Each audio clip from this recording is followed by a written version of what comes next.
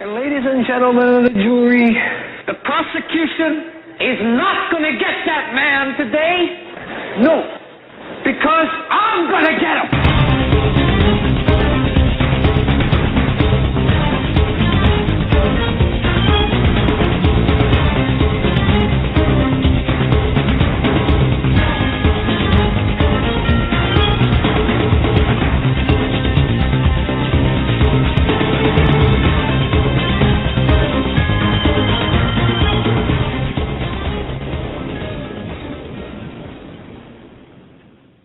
This is the Hagmann Report for today. It is Tuesday, January 8th, 2013. I'm Doug Hagmann. With me is my co-host, my son, Joe Hagmann. Together, we are the Hagmann Report. And ladies and gentlemen, you're about to hear 3 hours of unbiased, uncensored news, analysis, and information that we all need to talk about. We need to get out in the open. We need to discuss. These are really perilous times.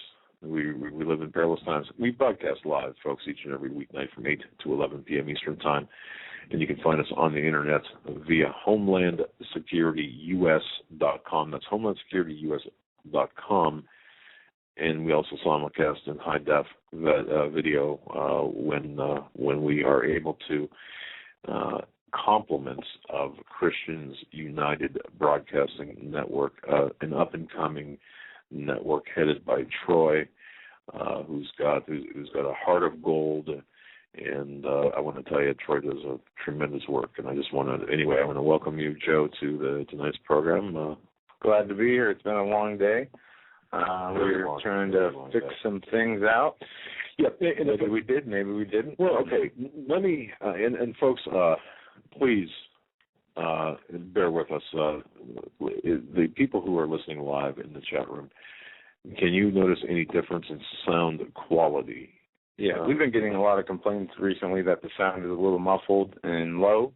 We had a sound guy come in today, here to fix the sound, but we're not sure. Well, yeah, we're not sure. So, by us talking, sounds good. Okay. Does it sound muffled, or does it sound muffled, tinty? Does it sound like we're talking through a handkerchief in the phone, as if we're trying to extort money? Okay. All right. Thanks. All right. Nice and clear. Yep. Not muffled. Sound volume's a little low. Better reverb. Where's the default player link? I don't know. The default player link's always under in the main show page for today. It is under the picture. Okay, playing default player. It's all over the board here. I don't quite understand. The responses are all over the board. So, yeah. Okay. It seems like the default player in BTR. Yeah, I don't know. That might be a problem. Let's see here. We're going to go back to our cups and string here pretty soon. Yeah, that's right. Well, okay. We did have Tim from Raven Sound come in. Raven Sound is a local entity, and Tim spent some time here adjusting knobs and pushing buttons, and then doing all sorts of things that we didn't do, and then worked on the computers that we have here as well. Spent some time and tried to get things rolling. And he's a listener to the program, and of course I want us to say thank you so much, Tim, for all of your hard work, and thank you for coming and making a studio call. We really appreciate that, Tim from Raven Sound. If you are in the Northwest Pennsylvania area, Raven Sound, that's the place to go. Tim is an expert, and that's the guy. So. All right, Joe. Anyway, tonight we've got a jam-packed show of information. By the way, folks, I did an interview on True News with Rick Wiles. If you have a chance to listen to that broadcast, it's tonight. He's got it up now on TrueNews.com. If you can do me a favor, if you didn't hear the interview, if you can just drop Rick Wiles a note saying, hey, appreciate the interview, if in fact you have, and certainly let him know you listened. We'd appreciate that as well. Rick is a great warrior for the truth, and it's just one of those things that we have to stick together. So I want to thank Rick and True News for all of their efforts and for allowing me to come on as a guest. Yeah, and people said it was a good show. We listened to it. I got to listen to a little bit of it, and we'll listen to the rest when I get home. Yeah. Of course, I forced them. I duct taped, like that passenger in the Iceland jet, the jet going to Iceland, who the passengers duct taped him to the chair. I duct taped Joe to the studio chair here. Now, I got to tell you, ladies and gentlemen, Joe was doing some research today, and a lot of times as investigators we get tunnel vision, and a lot of times that we get onto a subject or a topic or an issue, and it's like a pit bull, you just can't get off. We certainly don't. No one would accuse us of ADHD. Joe was looking into the various inconsistencies with respect to Sandy Hook. Yeah, and didn't start the day that way. No. I was doing something completely different, and I was taken off my track and put into this looking into the Sandy Hook situation. And I got to tell you, I'm more confused now than I was when I woke up. Things are not right. Things are very wrong here. No. And I don't know, I can't put my finger on it. I'm not going to say anything that I, conclusive, because I don't know. But if I had to take a guess, I think people are being played with in a bad way. Yeah, I don't know what's wrong with Sandy Hook, but something's wrong. Something is not things are not as they appear to be. Now, look, it could be innocuous. It could be a series of things that just wind up to nothing, or it could be something much more nefarious. I don't know. Joe doesn't know. But here's the thing that we are tasked with. Tasked, tasked with. We are tasked with getting to the bottom of things. And I think if Sandy Hook, or as Sandy Hook is being looked at as the hinge moment, if you will, in the gun grab, gun confiscation, gun disarmament of America, wouldn't it be proper to make sure that all is what it is supposed to be? I mean, we understand that news reports, especially very close to a situation, obviously change somewhat as the facts begin to, come out. But in this case, there are too many inconsistencies. There is no eyewitness witnesses that I've seen come out and say, there's been no bodies shown. There's been no photographs shown. The kid that shot up the school was apparently there the day before. They have state-of-the-art surveillance equipment. He said he started an altercation with 4 people. I mean, there's just so many stories that poke holes in what the police say happened, and we see no proof of anything. Kind of like the Pentagon. They continue to show the 9/11 Twin Towers being hit, but they won't release the, 70, 89 videos of the Pentagon that they have Much that would show the same? The template is the same as it was in Oklahoma City in 1995 as well. They've got videotape, and they're not releasing it. And a lot of people are saying, fake crying, fake acting. I'm looking into that. But something worse could be here, which I'm not even going to mention right now. But if it's the case, it's pretty bad. But yeah, there is a connection to some actors. There are outtakes, bloopers I've seen, very weird things. And one thing that we have to keep in mind, a lot of this could be planted to send us down rabbit trails that are, unproductive, right. Unproductive holes, or to actually make us look like idiots. And we have to be cognizant of that fact as well. Because, you start saying, well, look, there were no kids shot, or it didn't happen the way it happened this way. You start getting out into that tenuous territory.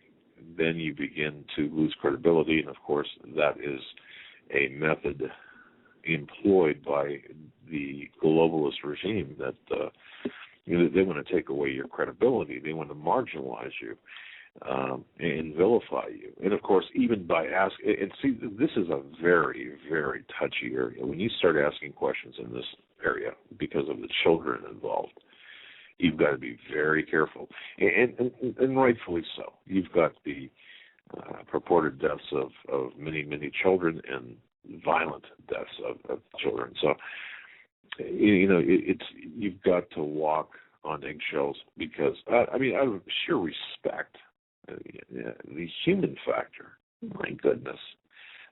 However, not to compromise the integrity of the investigation. Just like when we hit investigations normally, we we go where the truth leads us, and sometimes we have to break a few eggs. Sometimes we have to cause some people some stress to get to the truth. Yeah. So, but a jam-packed show. A couple of things too, Joe. That in addition to Sandy Hook, I want to mention too on HomelandSecurityUS.com an article about the December 30th, 2012 report released about Benghazi. My take on that, my investigation on that, went through all 29 pages, and there is a connection there between the current, in my view, my professional view, by connecting some dots, there's a connection between John Brennan, Stanley and Analysis Corporation, and Brennan is up for the top CIA post, head of the CIA.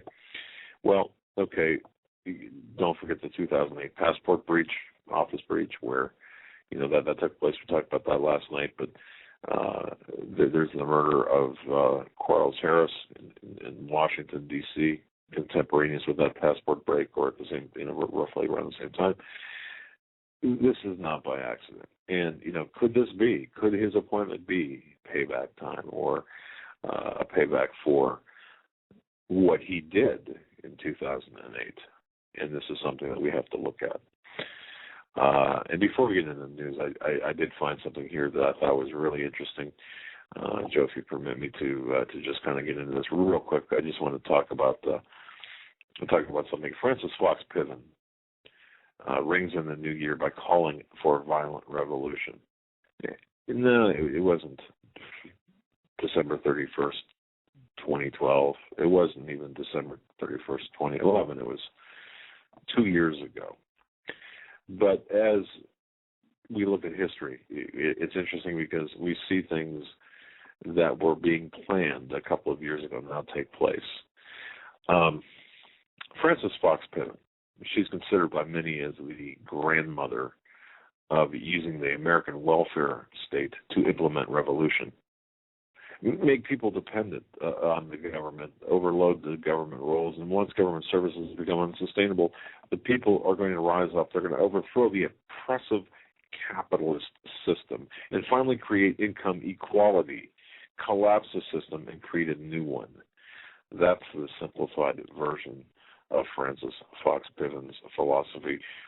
That was originally put forth back in the pages of The Nation, that magazine back in the 1960s.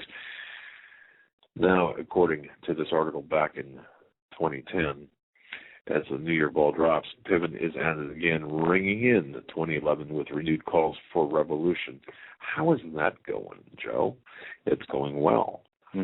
Okay, well, in a chilling and almost unbelievable editorial, again in The Nation, entitled Mobilizing the Jobless, which actually ran in the January 17th edition, 2011 edition, she calls on the jobless to rise up in a violent show of solidarity and force. As before, those calls are dripping with the language of class struggle. And aren't we seeing that from, of course, from the power brokers in Washington? The language she and her late husband, Richard Cloward, made popular in the 60s. Just very briefly here. So where are the angry crowds and the demonstrations, the sit-ins and unruly mobs, as she writes? After all, the injustice is apparent. Working people are losing their homes and their pensions, while robber baron CEOs report renewed profits and windfall bonuses. Shouldn't the unemployed be on the march?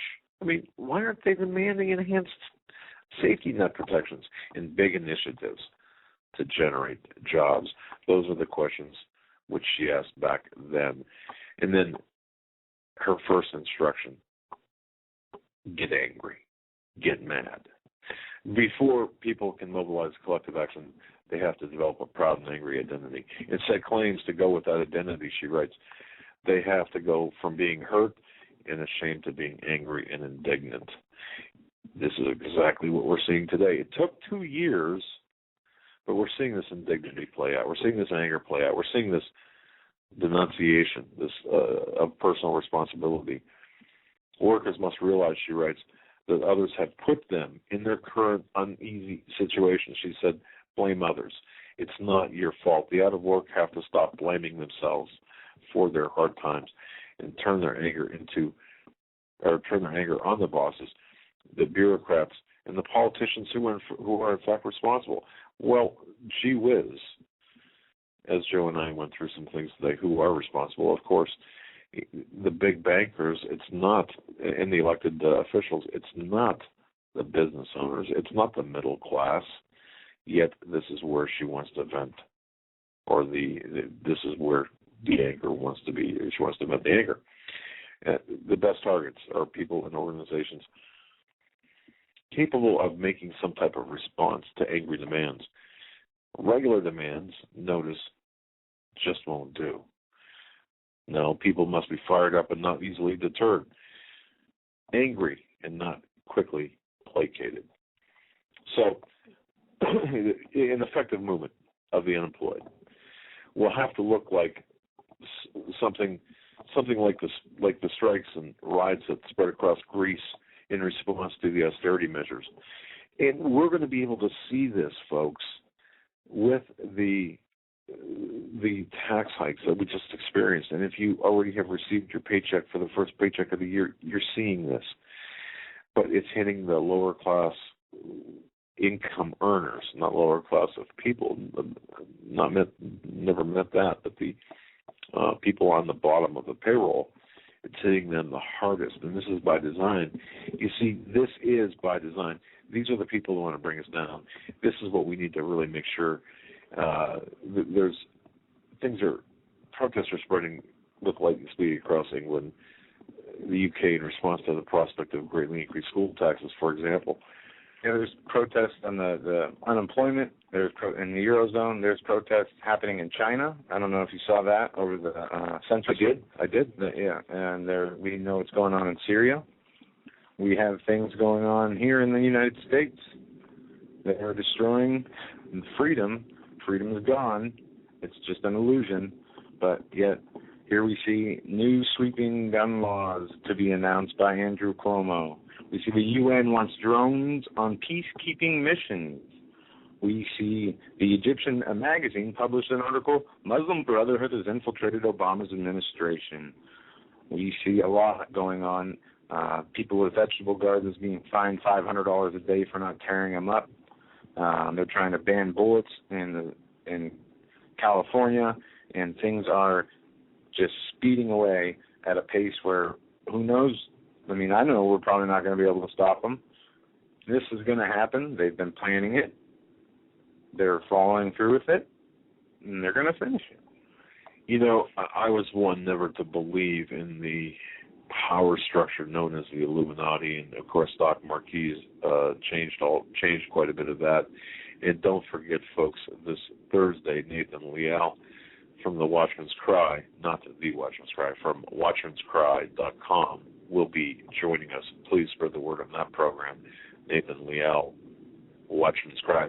Well, on our website, homelandsecurityus.com, we have a upcoming show page, or upcoming guest and special show page.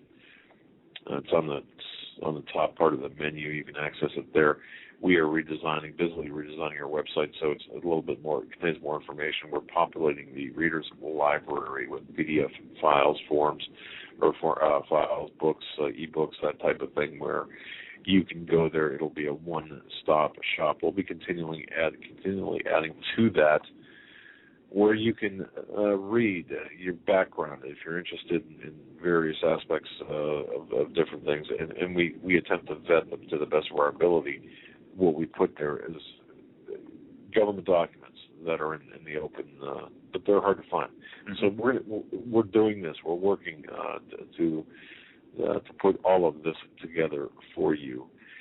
And then, of course, Friday, don't forget, we're going to have Steve and his financial insider on with us 9 to 12 different times. So, but anyway, I just want to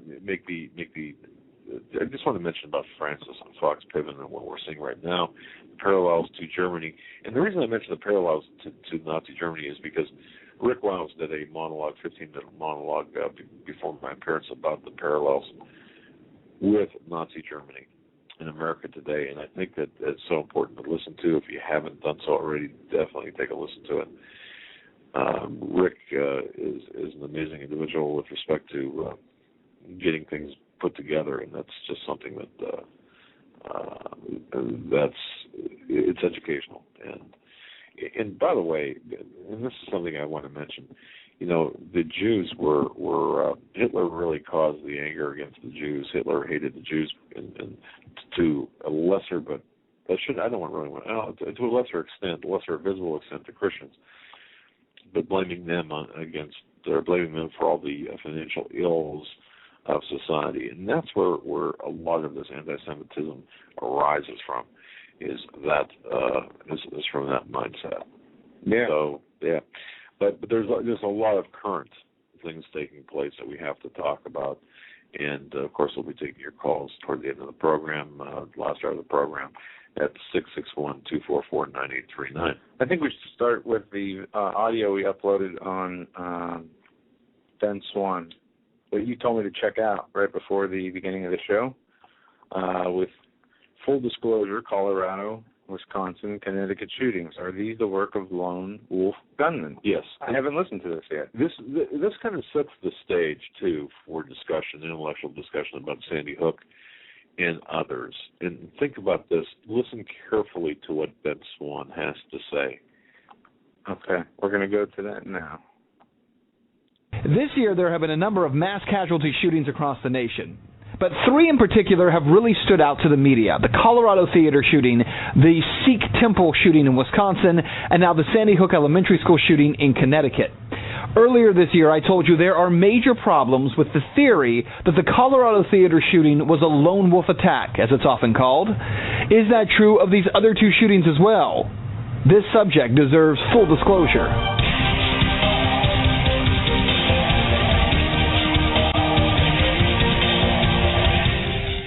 It was Friday, July 20th, 2012. Police in Aurora, Colorado say 24-year-old James Holmes walked into a theater during the premiere of the Batman movie The Dark Knight Rises. Holmes was heavily armed and opened fire. According to police, Holmes was wearing a tactical helmet, vest, and leggings, as well as throat and groin protectors. Police say that he used an AR-15 assault rifle, a Remington shotgun, and a .40 caliber Glock handgun during the attack. Police say they found a second .40 caliber Glock handgun inside of his car. Police on the scene told the media and the public confidently that this was a lone wolf attack. All the evidence we have, every single indicator is that this is all Mr. Holmes' activity, and that he wasn't particularly aided by anyone else. But was that true? Reports from eyewitnesses who were there during the attack was that James Holmes got a phone call while he was sitting in the theater, that he walked to an emergency exit and opened the door. Also, that tear gas was thrown from a second location inside the theater. Listen. He got a phone call, and most people, when they get phone calls in theaters, they go straight out into the lobby to answer it. This person went directly to the emergency exit. He had his foot propped open by the door, and from the crack, it looked like he was signaling somebody or looking for somebody to come his way. As I was sitting down to get my seat, I noticed that a person came up to the front row, to the front right, sat down, and as credits were going, I noticed it seemed like he got a phone call. So he went out towards the emergency exit doorway, which I thought was unusual, to take a phone call. From what we saw, he wasn't alone. He had someone with him because the second can of tear gas didn't come from his side. The official story from police, this was a lone wolf attack involving just one shooter, James Holmes. Police, of course, were not there during the attack. Witnesses who were say it was not one shooter, it was two. August 5th, 2012, Wade Michael Page, a 40-year-old former soldier, walked into a Sikh temple in Oak Creek, Wisconsin, and opened fire. 7 people were killed, 20 others injured. Page killed himself in the parking lot of the temple after being shot by a police officer. This, too, was a lone wolf attack, that according to police on the scene shortly after the attack happened. But again, in this case, according to eyewitnesses, that was not the case. My dad is out and at the hospital, and we're just relaying information back and forth and trying to get as much info as possible. What, any, have you learned from him about what transpired inside, or from your mother? So the most I can learn, or the most I know as of now, is that there are multiple shooters. There's multiple people. It was a very well coordinated thing. It wasn't haphazard, and I think that's why police and everybody are taking the proper, protocol to get the situation under control. We have our temple service every Sunday.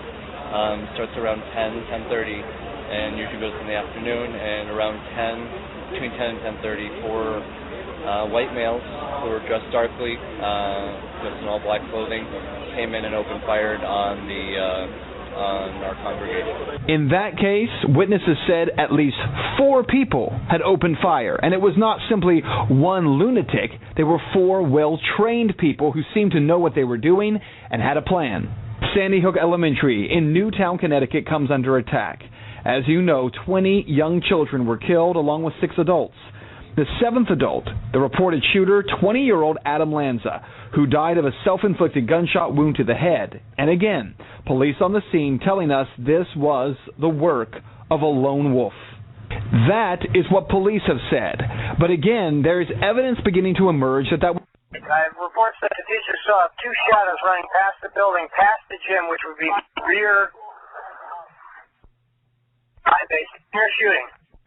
For instance, take this video of 2 people seen running through the woods shortly after the shooting. Now, the man that you see here who's running and is actually caught by police was put in handcuffs and then placed into a car. He'd walk a guy out of the woods. I saw him walk a guy out earlier with handcuffs.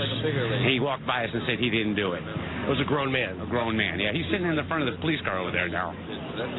So, I mean... He didn't have a gun? No, I didn't see any gun. Just had him handcuffed, and he walked by us and looked into parents' eyes and said, I didn't do it. How was he dressed? Camo pants with a dark jacket. Turns out he may have been the father of a student who arrived at the scene and was scared. But there is, at the top of this video, a second person in the woods who's seen for just a brief moment. No report as to who this person actually was. So what you need to know here is that in all 3 of these cases, there isn't just wild speculation that maybe there was more than one shooter.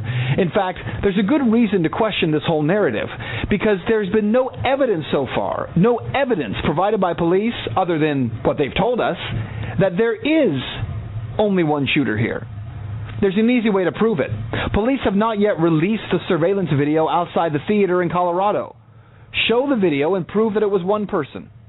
Just as they have not released the video outside of Sandy Hook. Again, show the surveillance video. Prove it was one person. You see, these questions are worth asking of law enforcement until they provide evidence otherwise. And that is full disclosure. And there it is. Yeah. It's the video. Really? They reported that the shooter of Connecticut came to the school the day before the shooting, started an altercation with 4 people. Right. They say on the day of the shooting, he shot through a window where he wouldn't be seen on video, apparently. But why not release from the day before? Where's the brother? And how would he know that too without surveillance, prior surveillance? And where's his brother? Where's the father? Where are these people? I mean, we're just asking questions. This thing it's full of holes. Well, and we just want answers. Let's go back to the Aurora shooting, the Batman Rises. That case has been fully adjudicated, and there is no reason for the video that was used or taken as evidence not to be released to the public.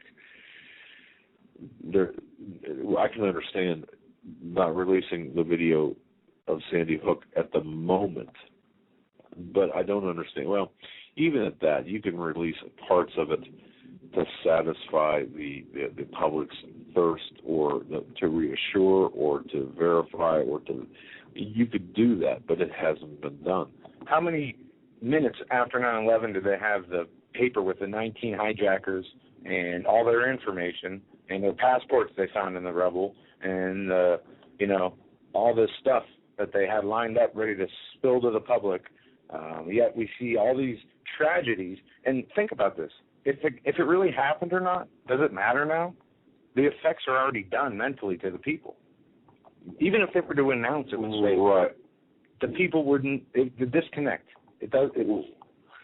Well, I'm not sure I agree with you on that. If somebody would say, "Well, you know what? I'll tell you kidding," or this was a drill, or reading through all these government documents that I have in the last couple of days, right, before I switched courses, I've been learning a lot about psychological operations in many different forms. You have psychological operations when it comes to everything and anything that is in the public view, and it is to shape and public opinion. It is to change behaviors and behavior patterns of people. So the shock value is already done.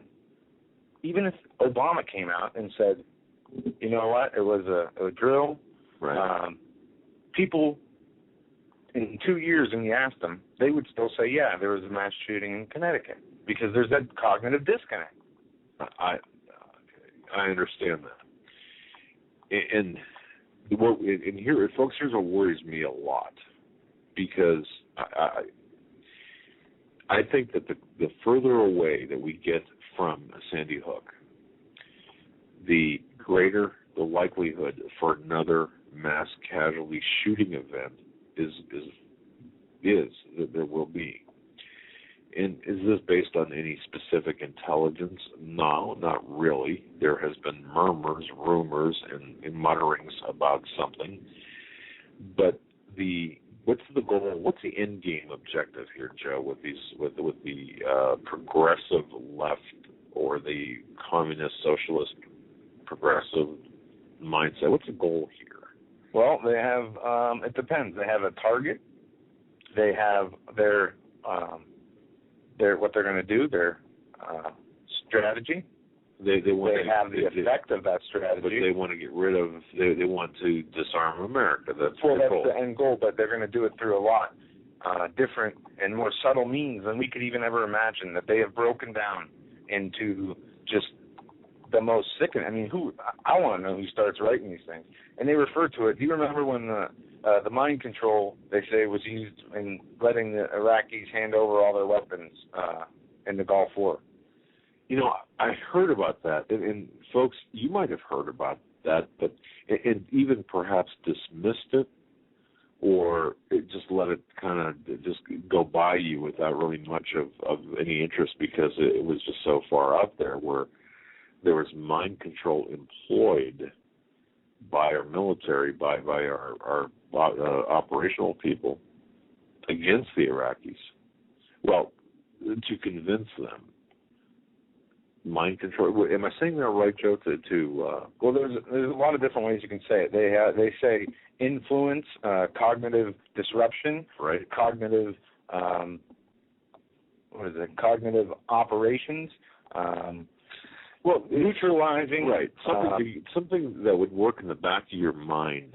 They say they can use all levels of warfare: tactical, operational, theater, strategic, and nationally strategic. Tactical commanders. They use the example of strategic communications in Iraq today, based on interactions with audiences in the area of responsibility to potentially and strategically end violence without actually going into the war, by messing with the brains of the adversaries and their decision-making capabilities from strategic shocks, and to achieve cognitive information effects using any means available And it gets into a lot of the means that are available. And that's why people like Stan Deo we have on who talk about the different things, and even Steve Quayle to a large extent about his research into. I'm hesitant to use mind control, but I guess that's what we're talking about. Even watching television, you're under a specific mind control to a degree. Yeah.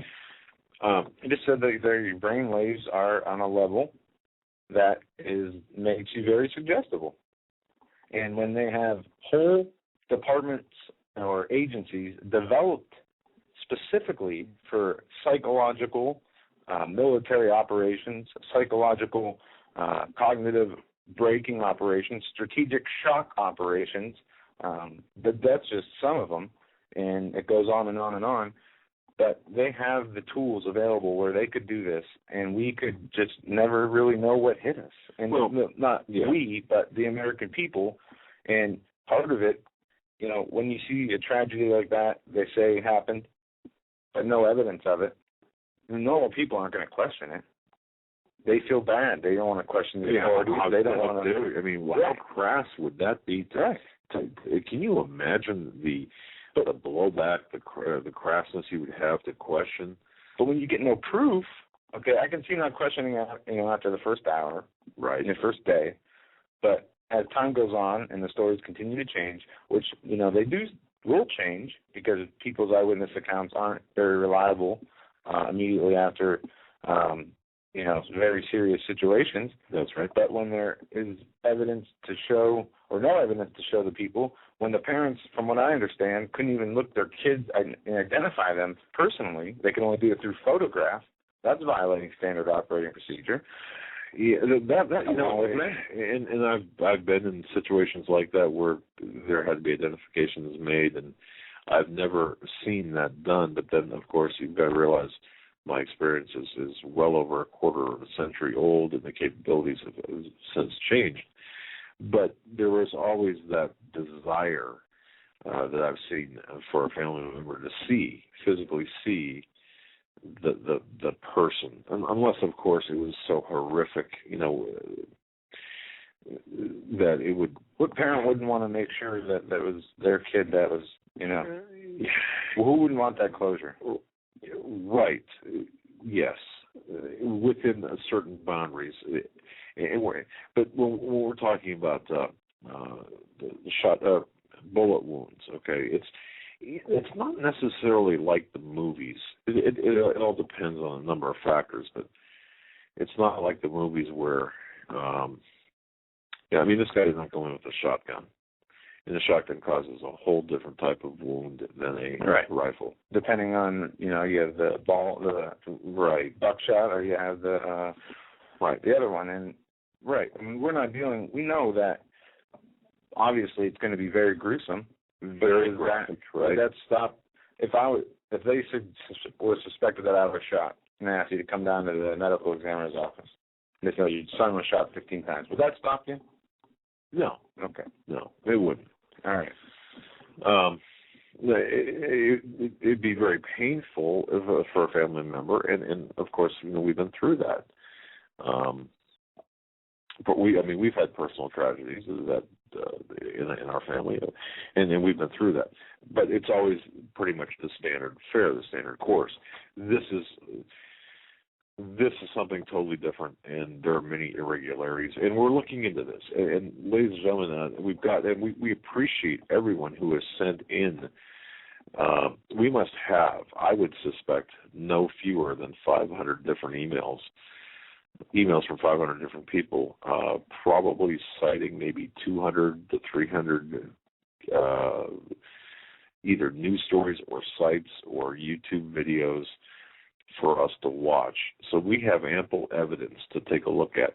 For example, Joe, you had shown a web page that was created or that was dated December 10th about the Sandy Hook shooting. And there's a few of them. Yeah. And I don't know how. They used to have a thing called Google Timeline where they wouldn't screw this stuff up. They removed that about a year and a half ago. Right. And now I can't tell when the things were created because Well, they don't have the timeline. But when the article is still live and it's still dated as on the 10th, it could have been an honest mistake. But when you take into account the Facebook page that was created for the teacher who died, it was created on the 10th as well, when the shootings happened on the 14th. And then we have John sent us a thing of there was a donation page set up also on the 10th or the 11th. But I don't know. I'm not. I mean, there's a big, because I can do this too. I can actually take, if I wanted to make it look like I posted an article a year ago, for example, or a week ago, I can backdate an article. And just by looking at it, you wouldn't be able to tell. But the cache, the Google, or that's not even the proper term, the Wayback Machine, or the Google, I guess the Google cache, for example, how they look at pages and keep them archived. You could tell there. But I sent this one Sandy Hook school shooting where they're announcing therapy, or not therapy, but anyone who needs psychological assistance can come in. It was dated 4 days before the shooting, and anyone could mistake a date, for example. And I've done it too on articles. Or I'll be off by a day, or if I'm having a really bad pre-coffee morning, I might have it dated off by a month. And of course, every year around the change of the calendar, you're always writing the previous year. Those are understandable and easily traced, but there's a vast difference between saying it was posted on a certain date, for example, on 12/10, right? Then you remember Operation, actually seeing it posted on that date. Operation Mockingbird, right? You know what? There's so many operations. Help me out. Live drills, operatives, actors, staging events with the media. Well, there's a thing called the Crisis Actors that are out of Denver. It's out of a Vision Box, Denver Acting Studio. From there, you can find crisis actors trained in active shooter crisis scenarios, targeted small shootings, also school shootings. And on the 14th, they have up training for active shooter situations in schools. This is from December 14th of this year. They are funded by the Department of Homeland Security. That was the same day as the shooting, by the way. Train players making actors making it real, helping schools and first responders create realistic drills, full-scale exercises, high-fidelity simulations, and interactive 3D films. Now, if it is just a coincidence that they have these places set up and they do these things, but there's articles here. It's not like they announced to the people that they're coming. One article here, active shooter drills, shock teachers and students. That's from Fox 4 News. And there's a bunch of them like that. So it's not like they announced that they're going to be doing this all the time.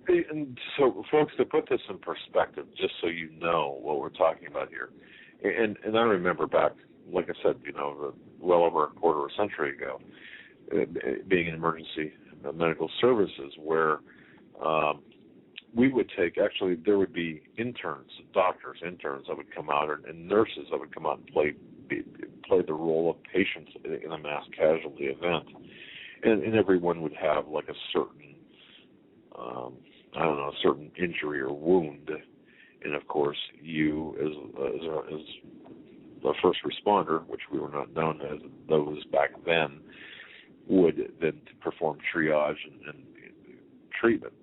And that was part of a test, of course, you would have to pass. Today, they are actually using actors, as you pointed out, and has been pointed out in the news, by a special group of actors called the Crisis Actors Group, right? Isn't that what Crisis Actors Group? Yep. Okay. CrisisActors.org. Okay, so then you've got this overlap with this odd, inexplicable overlap. What are the Crisis Actors Group doing in Sandy Hook? Now, I guess my question to you, Joe, because you've been looking not only at that, this. they're in Colorado also. They in the 31st of this October 31st, they did an active an active shooter drill in the mall. Okay. When did that Aurora, Colorado mall shooting happen? Do we remember? Was it close to that date? I'm not sure. This one was Halloween? October on Halloween, yeah. But I don't know when the other one was an Oregon mall. The Colorado movie theater was the one that was shot. But this Sandy Hook, Ithaca Police in Ithaca, New York, finished active shooter training on the day of Sandy Hook. And there's more. I mean, they're doing this across the country on the same day. There was a drill held at a local high school in Colorado. There was one in Plattsburgh, Plattsburgh, New York, which is up. I mean, you can. It's 40 miles south of Montreal. I've been to Plattsburgh a number of times. You have too, Joe, and it's a small town. You can't get any further north than that. I mean, without going into Canada, it's out of the way. But see, shouldn't people be asking these questions? I mean, we have a responsibility, I believe, to ask these questions, even as troublesome as they might be. No, especially when they're using these scenarios or situations, or even if it was a real tragedy, to take our rights away. Of course, we have. They owe it to us to show us proof. They owe it to us to tell us the truth. And if they don't, we have no. Why should we believe a government or anybody in the seat of power that has done nothing but lie to us ever since their mouths opened? This is true. And speaking of rights, and I just want to bring this out, and I want to take this opportunity. I don't believe he's listening tonight, but I just want to publicly thank Keith Hansen for this information. A little tidbit, a little bit of information about the Constitution, the Declaration of Independence. And this is something, folks, that if you take away nothing else from tonight's program, take this away from tonight's program. What does the Constitution say? Let me find the exact wording here. And you, I know each and every one of you listening to this, or perhaps the majority of you listening to this, have cited this, have stated this. This part. We hold these truths. This is from the Declaration of Independence. Mm-hmm. We hold these truths to be self-evident, that all men are created equal, that they are endowed by their Creator with certain what? Okay. Inalienable rights. What is it? Inalienable. That's what I thought too. Okay. And for years, folks, that's what I thought. The word is unalienable. Unalienable. Oh, yeah. Now, hold on a second. Hold on. Now, this is going to blow your mind. I would read this all of the time. And let me read this in context. We hold these truths to be self-evident, that all men are created equal, that they are endowed by their Creator with certain unalienable rights. Okay. And I always took that to mean you can't take them away. Well, that's how I always understood it. You're right. No matter what, you can't take them away. Correct. You are correct. However, you're not technically correct. What the sentence is and what the word is, we hold these truths to be self-evident, that all men are created equal, that they are endowed by their Creator with certain unalienable rights. There's a big difference. Unwavering. Unalienable. No. Well, okay. Understanding. Okay, unalienable. In other words, what's a lien? Flexibility. No, a lien, like you would put a lien on a property, a judgment. I'm done with the game show. You go ahead. Yeah. I'm not a very good game show host, let me tell you. But see, that word unalienable, if you look it up in Black's Law Dictionary, and Keith Hansen, he was telling me about this, and we were talking about this for quite a while today, and he was saying, no, this is what it means, unalienable. In other words, these are, you can't, you're right though, Joe, that you can't take them away. You cannot try, I mean, these are unchangeable. They're you cannot do anything with them. They are solid as a rock, and you can look it up in Black's Law Dictionary, unalienable. So the next time you are talking to a family member or perhaps even a liberal or somebody that's anti-conservative, and we're both making fun of anybody's family, but they can't get across simple points to most people listening try and get across simple points. You try to explain that to them. Well, no, you know what? All you have to say is, go ahead, look at the Declaration of Independence and read the second paragraph, the first sentence of the second paragraph, and what does that mean? And when they come across as unalienable rights, you can correct them and say, no, that's unalienable, and that's a legal definition, and that legal definition means you can't touch them. No one, they're yours forever. No one else's. You can't take them away. You can't put a lien against them, so to speak. And there's more to it. You can do your own research on it, but the bottom line is that changes the entire message of that sentence. It makes it even more. It's even more solid and beyond. You cannot. And it bothers progressives when you talk about things like this, or communists. The same thing. Unalienable rights.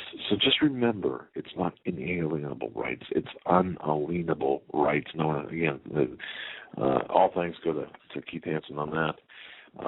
I know I got off track there a little bit, but I think it's important for us to understand words mean things, and especially words in the Declaration of Independence. And that's one of those words, unalienable rights, unalienable rights.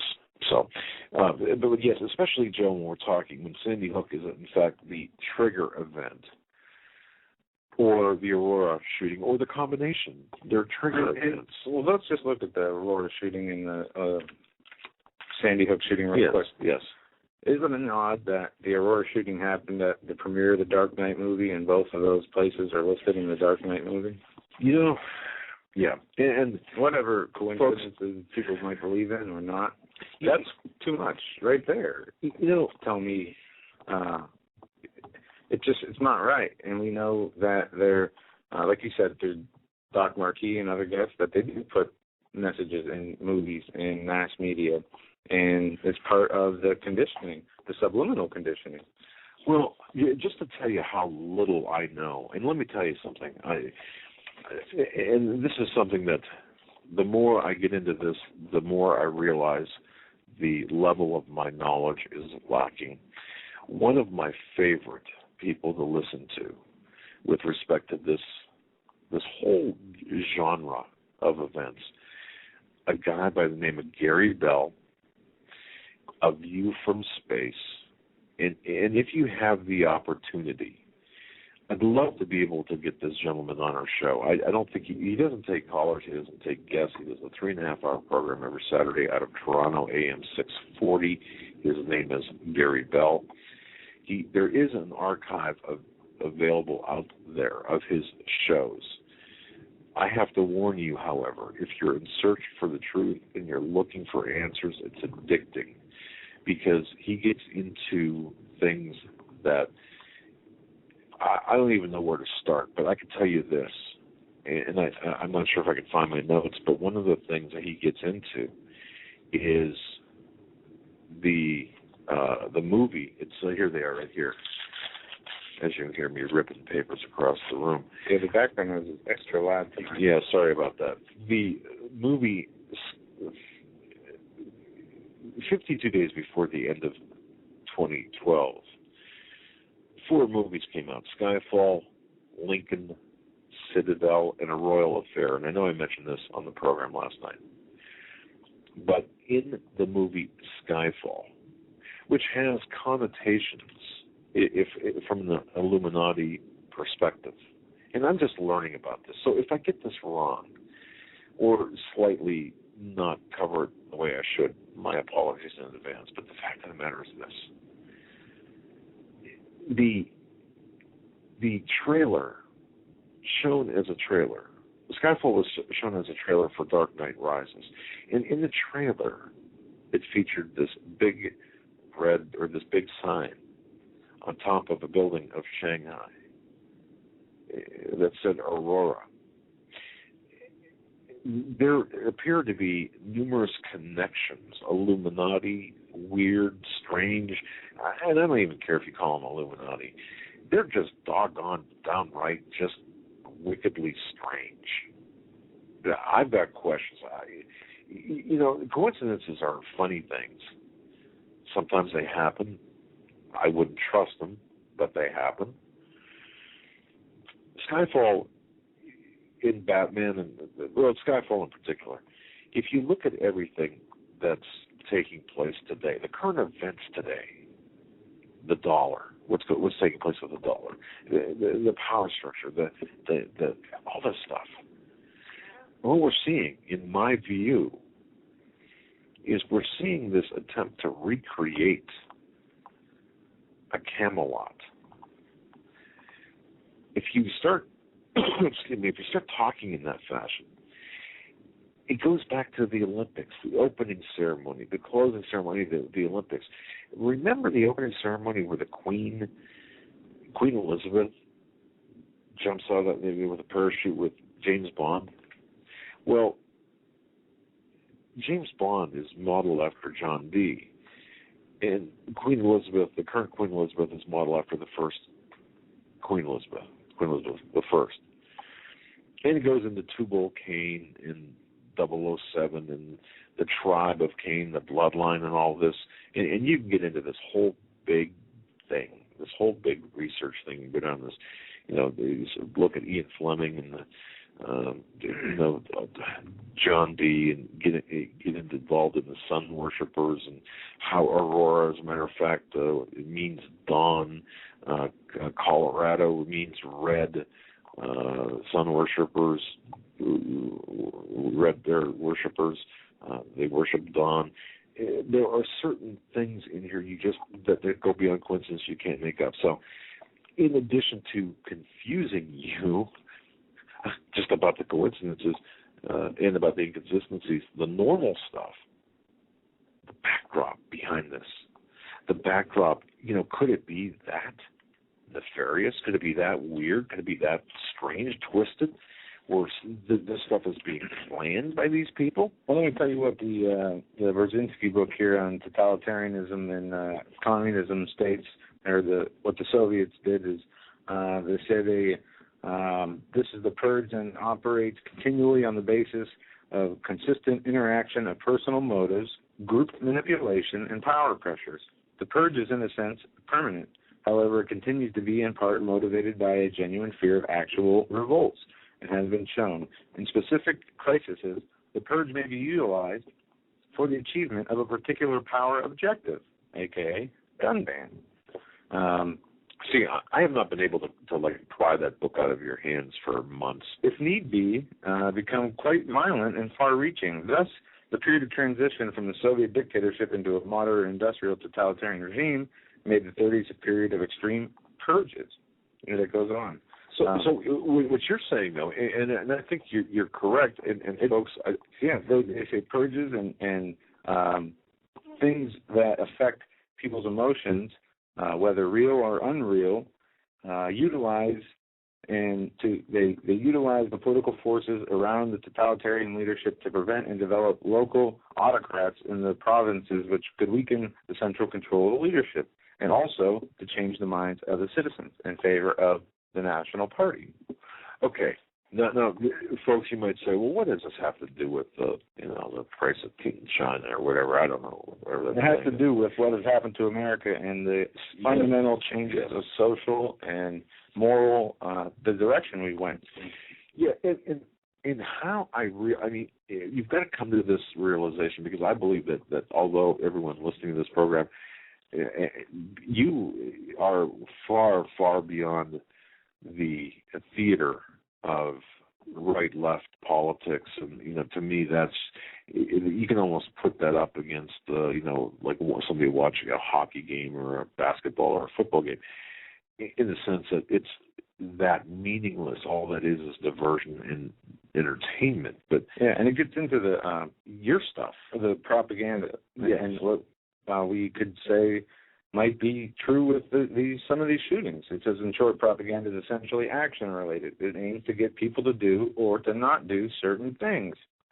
And in totalitarian dictatorships, virtually all propaganda is directed ultimately to the maintenance of the power and the party controlling it. Okay. But now we're going from the transition from seeing the propaganda aimed at changing the way people are. Now they're going to, once they clamp down and get their positions, then it'll be aimed at keeping those people. Okay. And that thought that you just verbalized, understand that the purpose behind the Mind calendar, the 2012, where we are today, is that very transition that you're talking about. But it's more than that, but you kind of encapsulated that pretty nicely. But like I said, what does this have to do with current events, with the big picture? Just to give you one example or a couple of examples, everything that we're talking about, for example, the movie Skyfall, Hollywood is heavily involved in this satanic occultish stuff, okay? Skyfall is a method of delivering a message. There's a lot of predictive programming that's involved, and there's a lot of things that, whether you, the listener, believes this or not, whether my wife's second cousin, third removed, believes it or not, it doesn't matter. If they believe it, the people behind this believe it, that's what matters. In some of the things, just for example,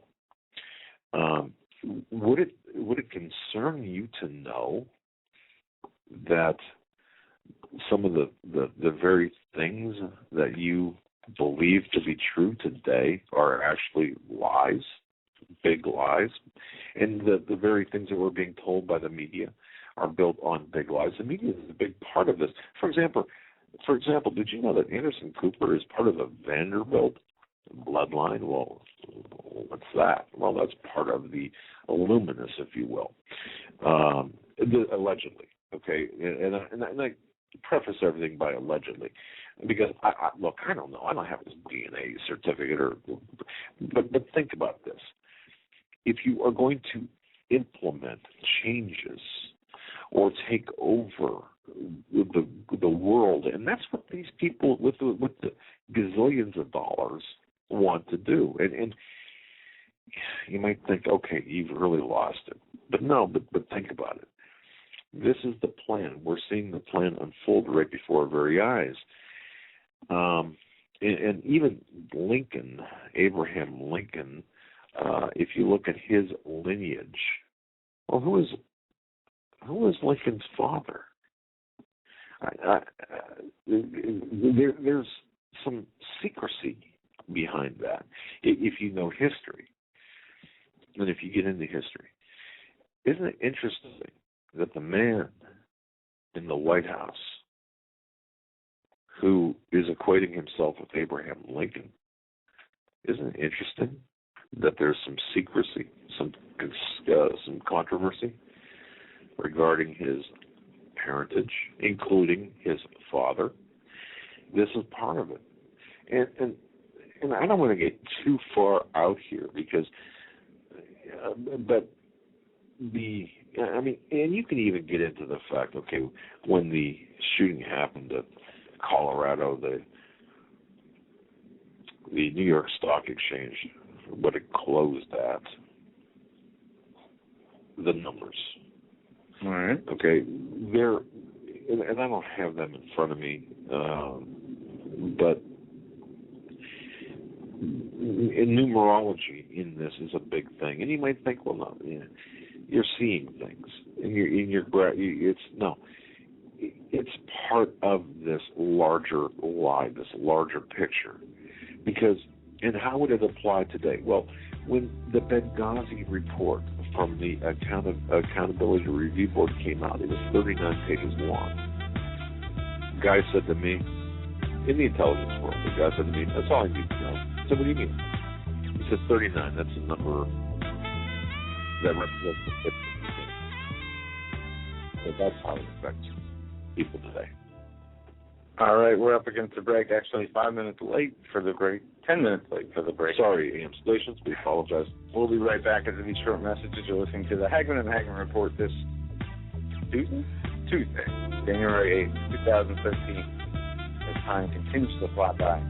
We're going to get into a lot of ups and downs and your phone calls for the rest of the show. We'll be right back.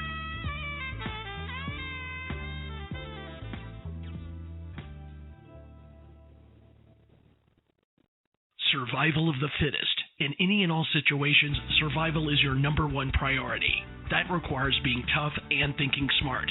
And the folks at Freeze Dry Guy are going to help you do just that. They have a long-range patrol ration entrees, what they call the Brick Pack. When you're in survival mode, it is absolutely the best item for your survival pack or bug-out bag.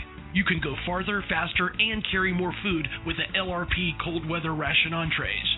Not only do these long-lasting, durable entrees help sustain you or your family through the harshest environment or situation, they are by far the most delicious of their kind. No contest. With a variety of tasty entrees, you can't beat the LRP Brick Packs. Let Freeze Dry Guy help you in your survival situations. Go to freezedryguy.com. That's freezedryguy.com. Or call 866-404-3663. That's 866-404-FOOD.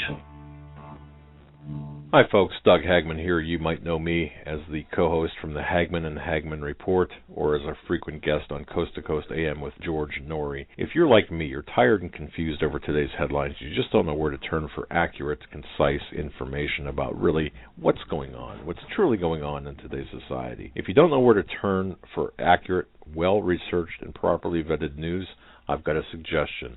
In fact, it's a requirement. Bookmark Canada Free Press. That's CanadaFreePress.com on the internet.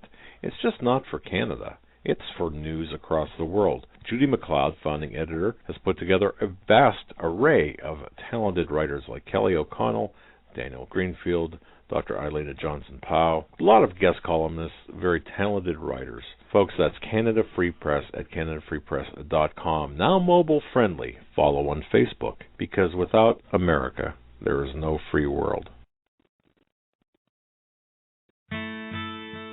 You better wake up fast and listen to this, America. The Obama campaign has launched attack squads disguised as truth teams dedicated to intimidating and silencing all political dissent carried over the internet that criticizes the Marxist Obama.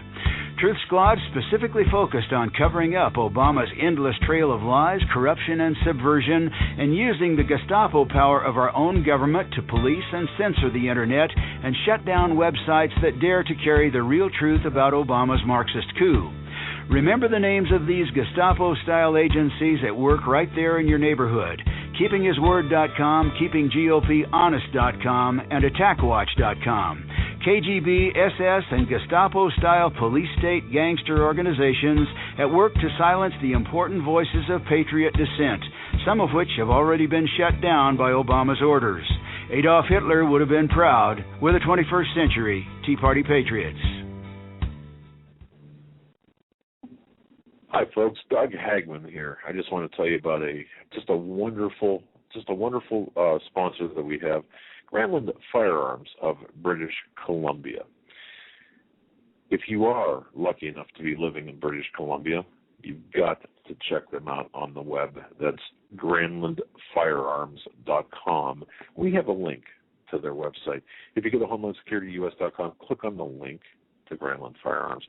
Did you know, folks, that they have that Carl Granland wrote a book called Treed Beyond the River? It's a second edition. It's got new stories and pictures.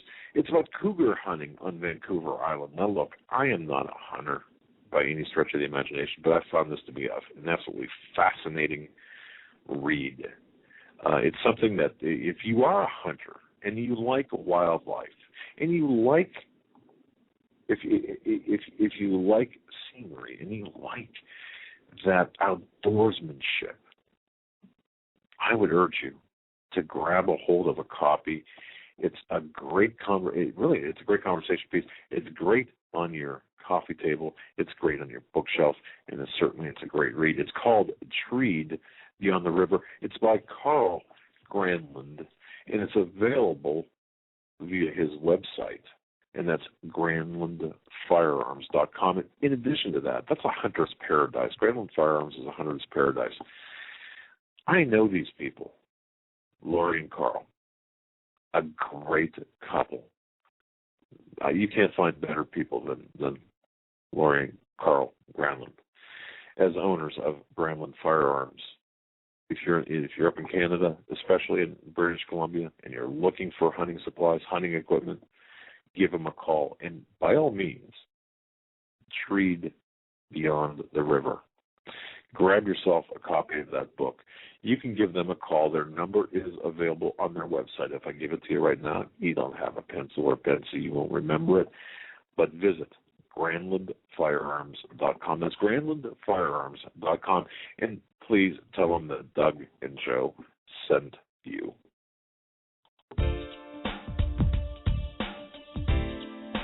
Hold on to your seat. The Hagmann and Hagmann flight is now taking off. Doug and Joe Hagmann have cleared the runway of TSA agents, jihadists, political crackpots, and global elitists. Now get ready for some real news. Here they are, Doug and Joe Hagmann.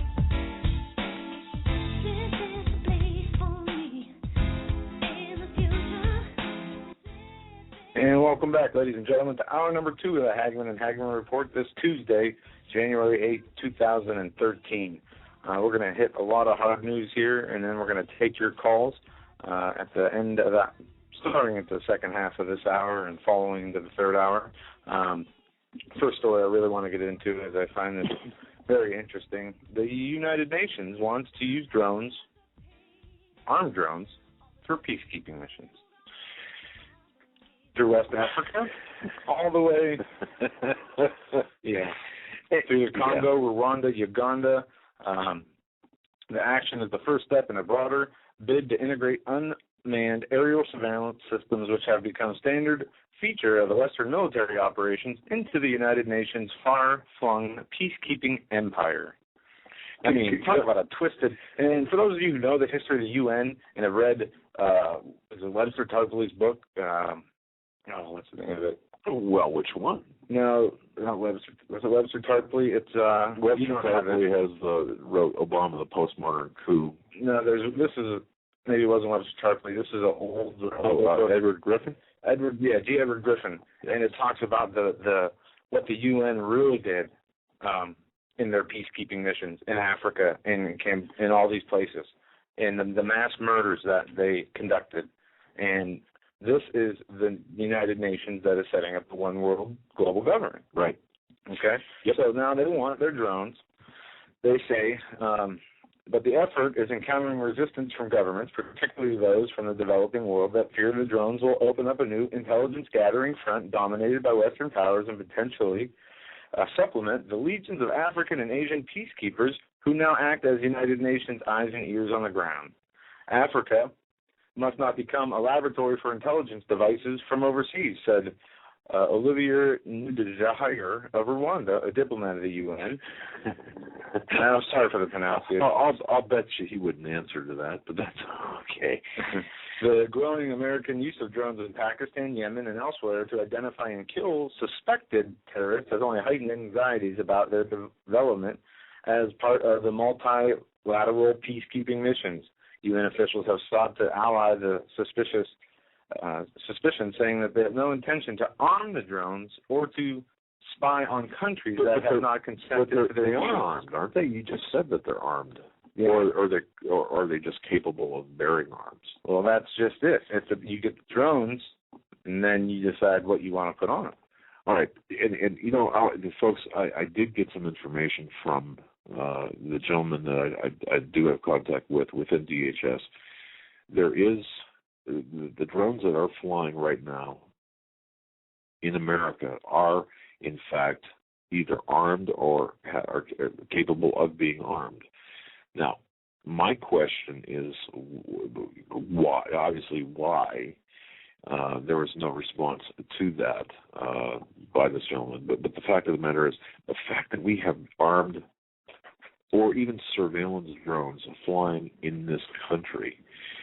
And keep in mind, these drones are operated by young people in a room. I mean, these people could press a button, kill a group of 20 by the pressing of a button, and then go home and have supper and play with the kids. Now, is that inherently a bad thing? In warfare, of course not. But in certain kind of warfare, when you have maybe standing armies ready to, come and wipe out populations. That's what I mean. Yeah. This isn't standard warfare. They're killing as many or more innocent people. They don't know. They label them as militants. They say they hit, targeted individuals. Right. But really, they do so at the cost of killing hundreds of more people than they could if they just went after the individuals. Well, one thing I didn't get a chance to talk about with Rick Wiles, but I did get this information, is there are drones flying in our skies that have that very same capability. They are operated out of different locations, however. They are not known by local and even state law enforcement agencies or the FAA necessarily, although they are required to fly or to notify the FAA. Most do not, and they have these capabilities. And according to my source, if they're, and these are his exact words, if they say they have 10 flying in the area, you can bet that means there are 20. So double any number that you hear. Will this ever come out? Yes, it will eventually. But there are drones that are flying all over in every state in the continental United States as we speak. The Department of Homeland Security is using them. The Environmental Protection Agency is using them. The executive branch of the government is using them through all of their illegal, tyrannical agencies. And the one more thing that I was told, the time for the use of an armed drone is coming closer. And I'm not kidding about this, and I'm not making light of it, and I'm certainly not exaggerating or hyping this up. But there will come a time in the not too distant future, and I've said this before, where a drone will take out a suspected terrorist. Chances are it's going to be the vehicle in a remote location. It may or may not be an actual event. In other words, it may or may not involve actual people being in a vehicle. It may be for show, for theater, but it's going to happen, and it's going to happen in an effort to condition the American public to accept the fact that America is, as Lindsey Graham described it, a battlefield right now. Now, you might not choose to accept that. You might say, well, this is a little bit too far. It requires extraordinary claims, because it's, or extraordinary proof because it's an extraordinary claim. But let me remind you, the listener, and I know you're listening, this is something I want to remind you, one particular listener, and that back on November 23rd, 2010, I had mentioned in an article specifically that the Department of Homeland Security and the TSA was taking names of protesters, of ideological troublemakers, including but not limited to Alex+Jones and Matt Drudge. And I said this, and I said they're keeping a list, that they have a database, and they are collecting the names of political and ideological dissidents. And I had somebody write to me who was a journalist who said, you know what, I filed a Freedom of Information Act, and the response I got was, Doug, you are an idiot. Or this man who said that is an idiot. Seriously. I mean, I don't have, no, I'm sure I've got the email somewhere, but this man said, you have to furnish proof. And of course I said, look, I don't. But the fact is, see, now, 2 years later, it has come out through the Freedom of Information Act requested by former Congressman Bob Barr. Oh, yeah, you know what? It is true. So don't discount this information because there is no official documentation that comes with it. Now, you can trust, but certainly I would ask you to verify, because don't believe what we say, Joe and I say, although we say it with every intent to be honest, with every intent to have the information accurate, but still take it not only to the Lord, but take it to your own research capabilities. Do your own research on it. And I just want to mention that. So there are drones flying right now. You're not going to find this out via any type of Freedom of Information Act request. This is under the guise of national security. And we are going to see an event where a drone is going to take out something, a vehicle. Chances are it's going to be in an isolated rural area, no witnesses, until after the fact, until when they bring the cameras there, to condition the public. But Joe said, what's happening right now in where? Africa? Yeah. In Africa, where this is where the UN wants to send drones. Also, the United States is sending troops to 35 African nations. Why are we doing that? Folks, why are we doing this? Because we are the tyrannical, evil empire. That's what we've turned into, and we have to accept that. And it is our responsibility to try to change it back, and I don't see that happening. As I say, we can win souls and individuals, but we're not going to get our country back. Do you think that the reason, that one of the reasons, and folks, I'll present this question to you as well, do you think that one of the reasons that we're sending troops to all these foreign lands is to soften up the home front with troops? In other words, we won't have the necessary troops to protect us when the time does come, such protection might be absolutely necessary. Could this be part of the grand plan? And we know that the dollar is going to be collapsing. We know and people, and I said this on Rick Show today, timelines. Watch March, April, that timeline. I've been getting a lot of information that something is not right. Something between March. I don't like to set dates, but because I don't know. And plus, plans are fluid. But sometime around the end of March, beginning of April, or even through April, in that time period, there's something wrong with that time period. It might be economic. It might be some sort of false flag. It might be something else. But there's something in that time period where we have to prepare. And if something does happen, whatever the event might be, please, I would urge everyone, don't take it at face value. Remember I said this, and then look at this, look at the event, and make sure that if you are computer savvy, if there's reports, capture the initial reports, because together we can assist in trying to find out what's going on. Yeah, in other news, I want to move right along here. We have Governor Andrew Cuomo calling to take guns. Cuomo is CBS New York. Cuomo close to announcing sweeping new gun control laws. Governor working on a deal that would go after assault weapons and magazines. A deal that would give New York one of the toughest gun control laws in the nation is being negotiated by Governor Andrew Cuomo, whose sources said Tuesday is hoping to announce the plan Wednesday during the State of the State speech, or his State of the State in Albany. Yep. Cuomo hopes to jumpstart the 2013 legislative session with a big deal that could dramatically alter gun control laws across the state, as though they're not strict enough already there.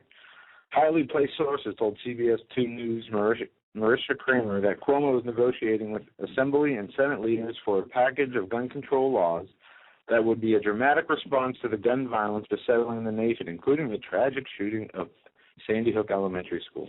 Now, let me stop here. Oh, man. New York City already has a gun ban. Yeah, you can't even take a water. But it's one of the biggest cities of gun violence. Right. Chicago, gun ban. Number one murderous gun city. Right. Every place we see gun bans, we see the number one or number two or number three highest gun crime rate. And everybody watched, I'm sure, that Piers Morgan and Alex+Jones yesterday, the debate they had, and we weren't going to get into this tonight. And we won't get into the specifics, but one point he made is that Mexico, we have, how many deaths there were in Mexico? So 30,000, we'll say, at least. Yeah, and it's a gun-free zone. You're not supposed to have guns there. But then, like, the number one gun violent country in the world. And at the same time, we have gun-free movie theaters and gun-free, malls and this and that. And one of the points that Jones didn't make when asked about the shooter in Wyoming, I think it was, the mall, wherever the mall shooting was. Well, that shooter he killed himself because he saw somebody come in that did have a gun, a concealed carry permit. His gun jammed when he got it unjammed. He saw somebody running toward him with the gun, and he shot himself. It is a fact that these people will be stopped if there are people that have concealed carries. The crime, as long as good people are armed, it is a much better chance that people who would do mass shootings wouldn't get very far. Imagine if people had concealed carry permits and went to the movies with, in Aurora with it. Who knows? And then that could even foil, even more sinister plan that is behind the scenes, like we're talking about now with the Sandy Hook, which we don't, I'm not sure of yet. But let me tell you something. One thing, regardless of how people think it made other people look or him look, he was right. It's not the weapon. It's the person. And you can't ban the weapon for something a person does. It is not right to take away your constitutional rights because others abuse their rights. It's complete twisted logic, and the public is sadly buying it. And we have legislators from all over the country. Now in California, what they want to do is go after the bullets. I don't know if you saw that there's in the Bay Area, shooting prompts new gun bill law. And this is out of the NBC, and it says the new bill would restrict ammunition sales in California. They cite the Newton, Connecticut, and other mass shootings have prompted for a call to curb gun violence. California Assembly member Nancy Skinner answered the call with a proposal to restrict ammunition sales to the state. 2,800 people in California were killed last year by gunfire. It's easier to buy bullets than cough medicine or alcohol. It should not be that easy. We need to have much more scrutiny when it comes to the purchase of guns. Monday, she unveiled Assembly Bill 48. It would require bullet buyers to show ID. It would also require ammunition dealers to be licensed and report all sales to the Department of Justice. Right now, you can buy bullets in any store at the sale, and it's not recorded. Gun violence will continue unless we control the sale of bullets. So once again, it is not the bullets, it is not the gun, it is not the stick, it is not the fist, it is not, people are killed constantly by other people. That will not change if you take every object off this earth. They'll continue to do it with their bare hands. If you cut their arms off, they'll do it with their teeth. There's no end. You can't stop a person who's insane. You can't stop a person who's bent on murder unless you know of the information ahead of time, unless you are lucky enough to see it coming, But you can't control everything. And this is what the government's doing, whether it's the water in your toilet, the light bulbs in your house, your health care, your food, all of it, and anything they've ever tried to control has turned into a massive failure. Why do people think this is going to be any different? Especially when this is the same government that shipped thousands of the same weapons to drug cartels to have so people could be mass murdered down there. It's very aggravating. Let me take a different approach to this. And folks who are listening to this, you're probably so tired of mentally exhausted.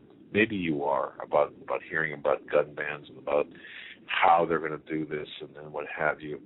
I came across an article that it's called "Why Civilian Disarmament in the U.S. is Just a Statist Fantasy," and it's on the Survival blog, and I'm not going to read it. I'm just going to skim it here for you. The writer of this saying, sure, there might be schemes and plans to disarm Americans, but these threats are not credible. And he goes to say, he said, let me explain why. And of course, we hear this all the time. The estimate there about 316 million guns in private hands in the U.S. And that's a lot of weapons.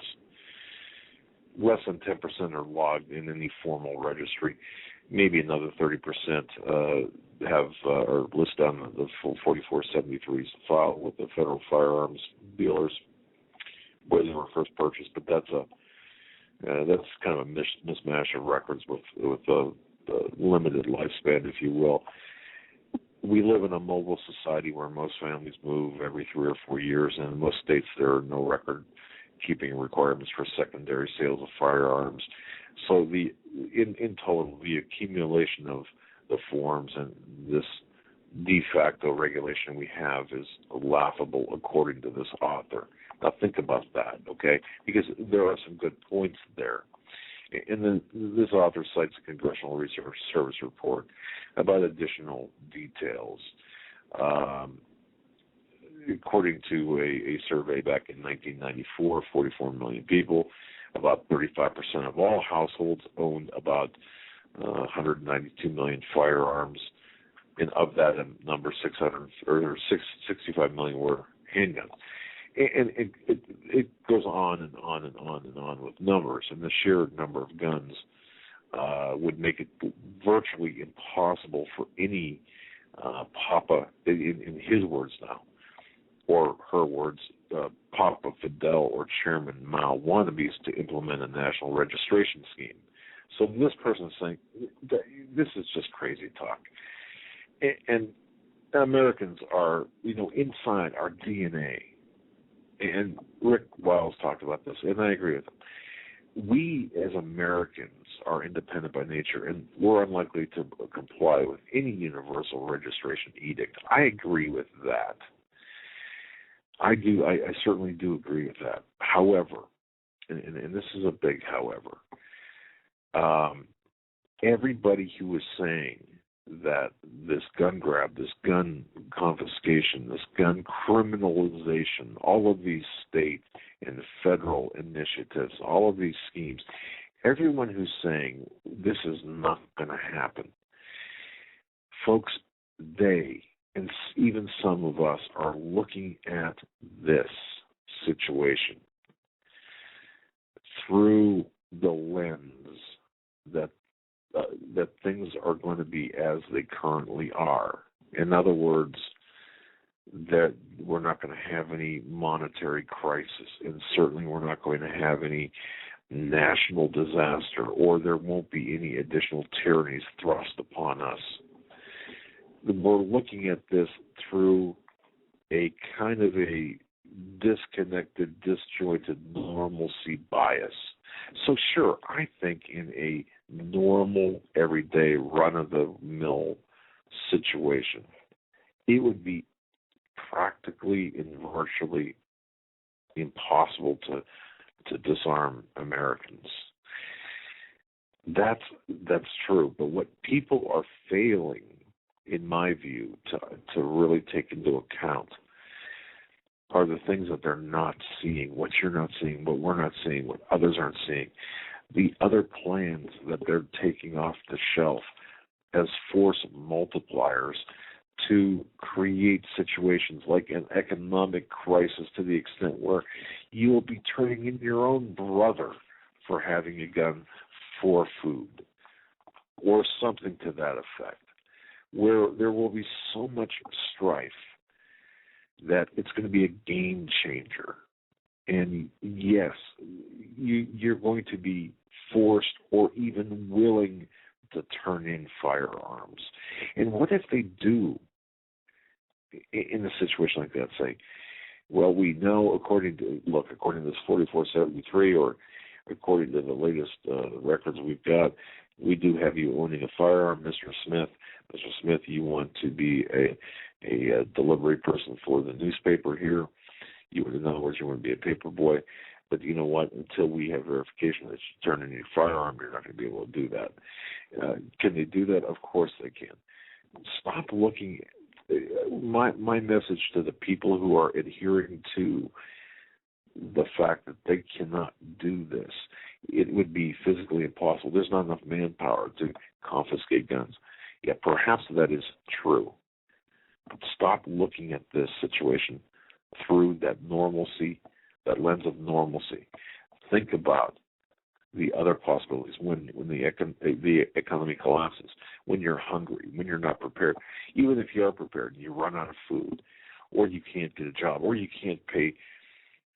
You can't live in an apartment or in a location without being completely disarmed, or whatever. Insert your situation there.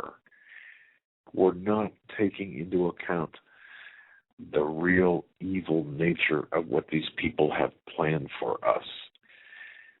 And I think by doing so, I think we're doing the public a disservice by saying, no, it's impossible. It's wishful thinking in my view, even though I'm sure by today's standards, if every police department in every city said, okay, you're going to have to go out and collect the guns, I'm sure it would be a mess and virtually, practically, realistically impossible to do so. But when you start throwing other conditions in there, you know what I mean. I think it's going to result in something totally different. We're going to be blindsided unless we pay attention. We're going to be totally blindsided. That's what I'm thinking. Joe, does that make sense to you, or do you see what I mean? I mean, yeah. Because right now, under the conditions in which we are looking, it doesn't really make a. I think the numbers outweigh. I mean, the numbers of gun owners and the people. And I use this because I see this all over the internet. Well, I sold my guns or I lost them in a boating accident. Do you think for 1 minute that the people that we're dealing with are stupid?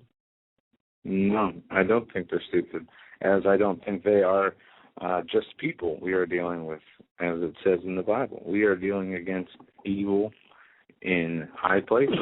And that influence of that evil is controlled, from my understanding, by the Lord.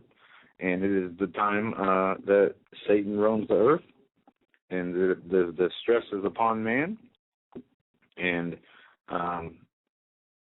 things are not going to be like they were ever in history, or ever will be again. It will be a warfare of proportions that we couldn't even understand, and it can come from the sky, it can come from the people, the governments. It doesn't matter. We are promised one thing, and that is that everything is sealed and finished. Now, the only thing we have to figure out is what we do during the time on Earth while we're here. Right. So are we, what are we going to do? Are we going to sit here and complain and worry about earthly things? Like, as hard as it is to say this when we're in this groove of talking about what's going on right now and how intense it's getting and how the attacks are increasing minute by minute, but really we need to have our minds in other places. We need to be thinking about the peace that we will be in, because it's there and we can count on that.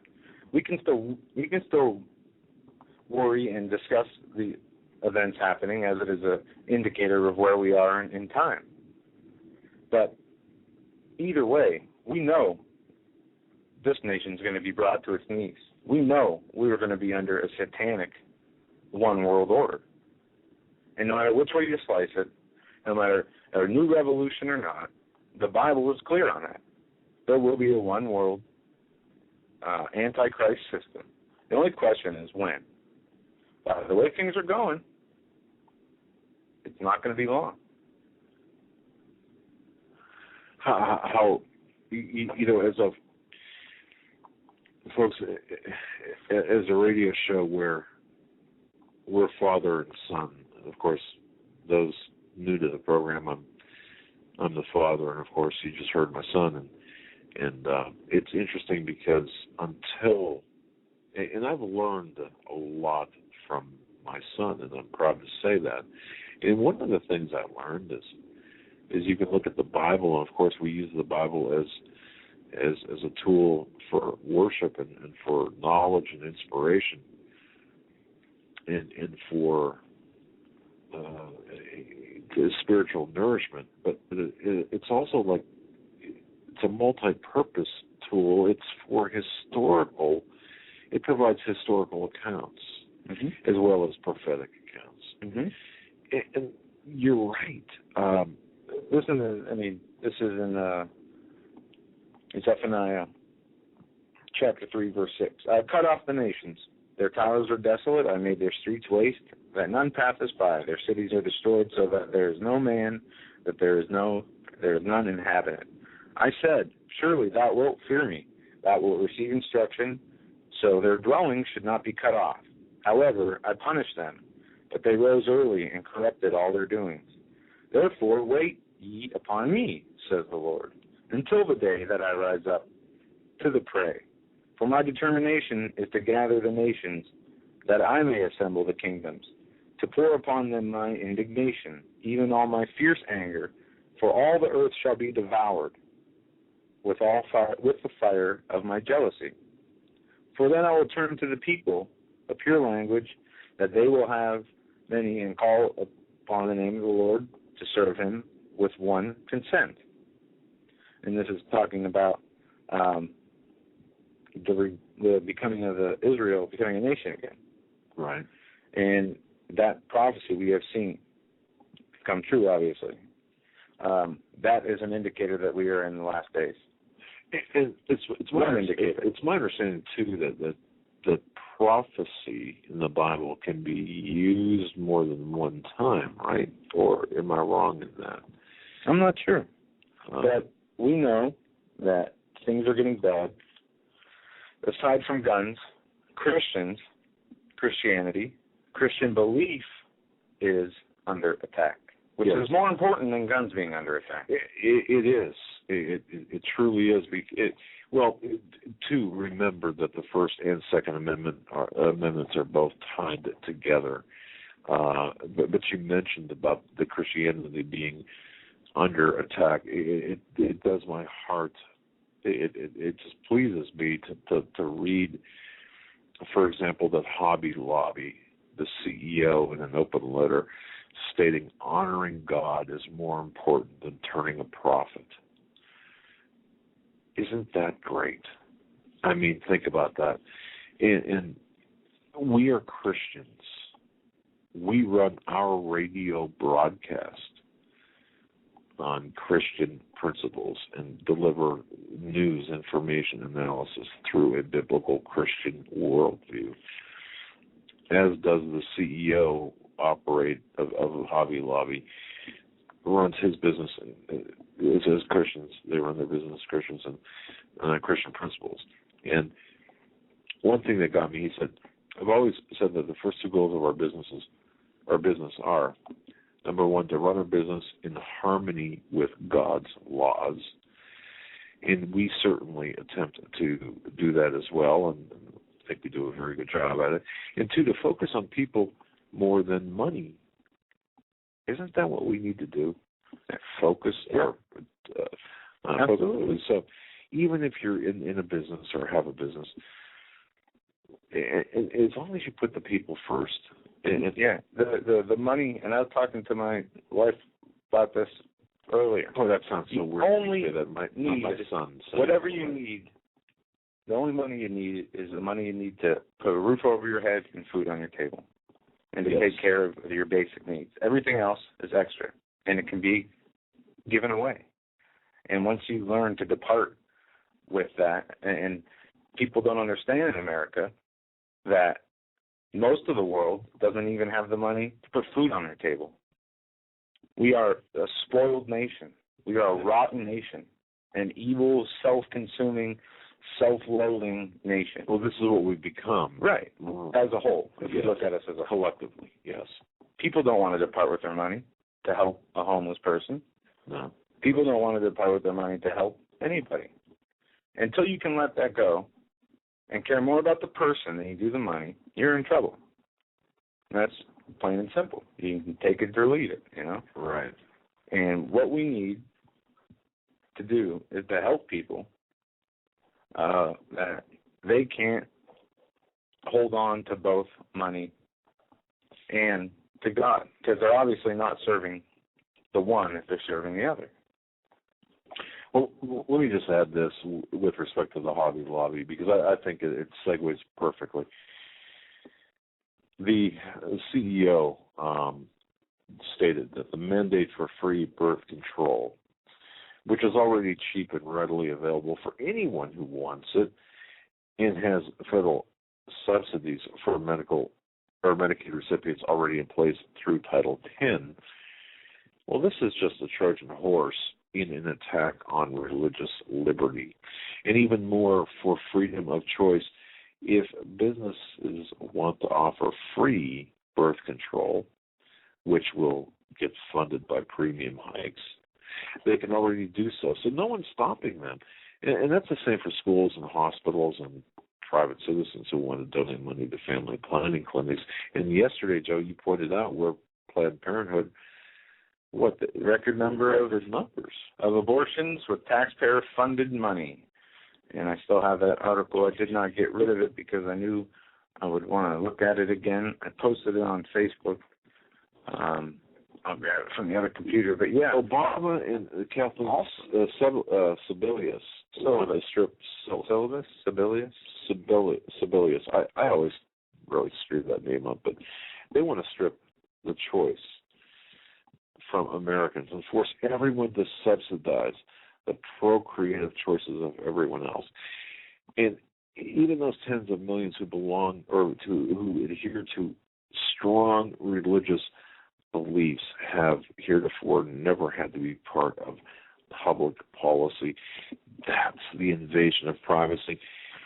And we as Christians are being attacked, and people speaking to you as a Christian, only as a Christian, we must resist and we must put up a fight against the attacks against Christians and against Jews, because this is this not the battle that we are, the ultimate battle in which the Bible says that we will be engaged, in which we will be engaged? I believe it is.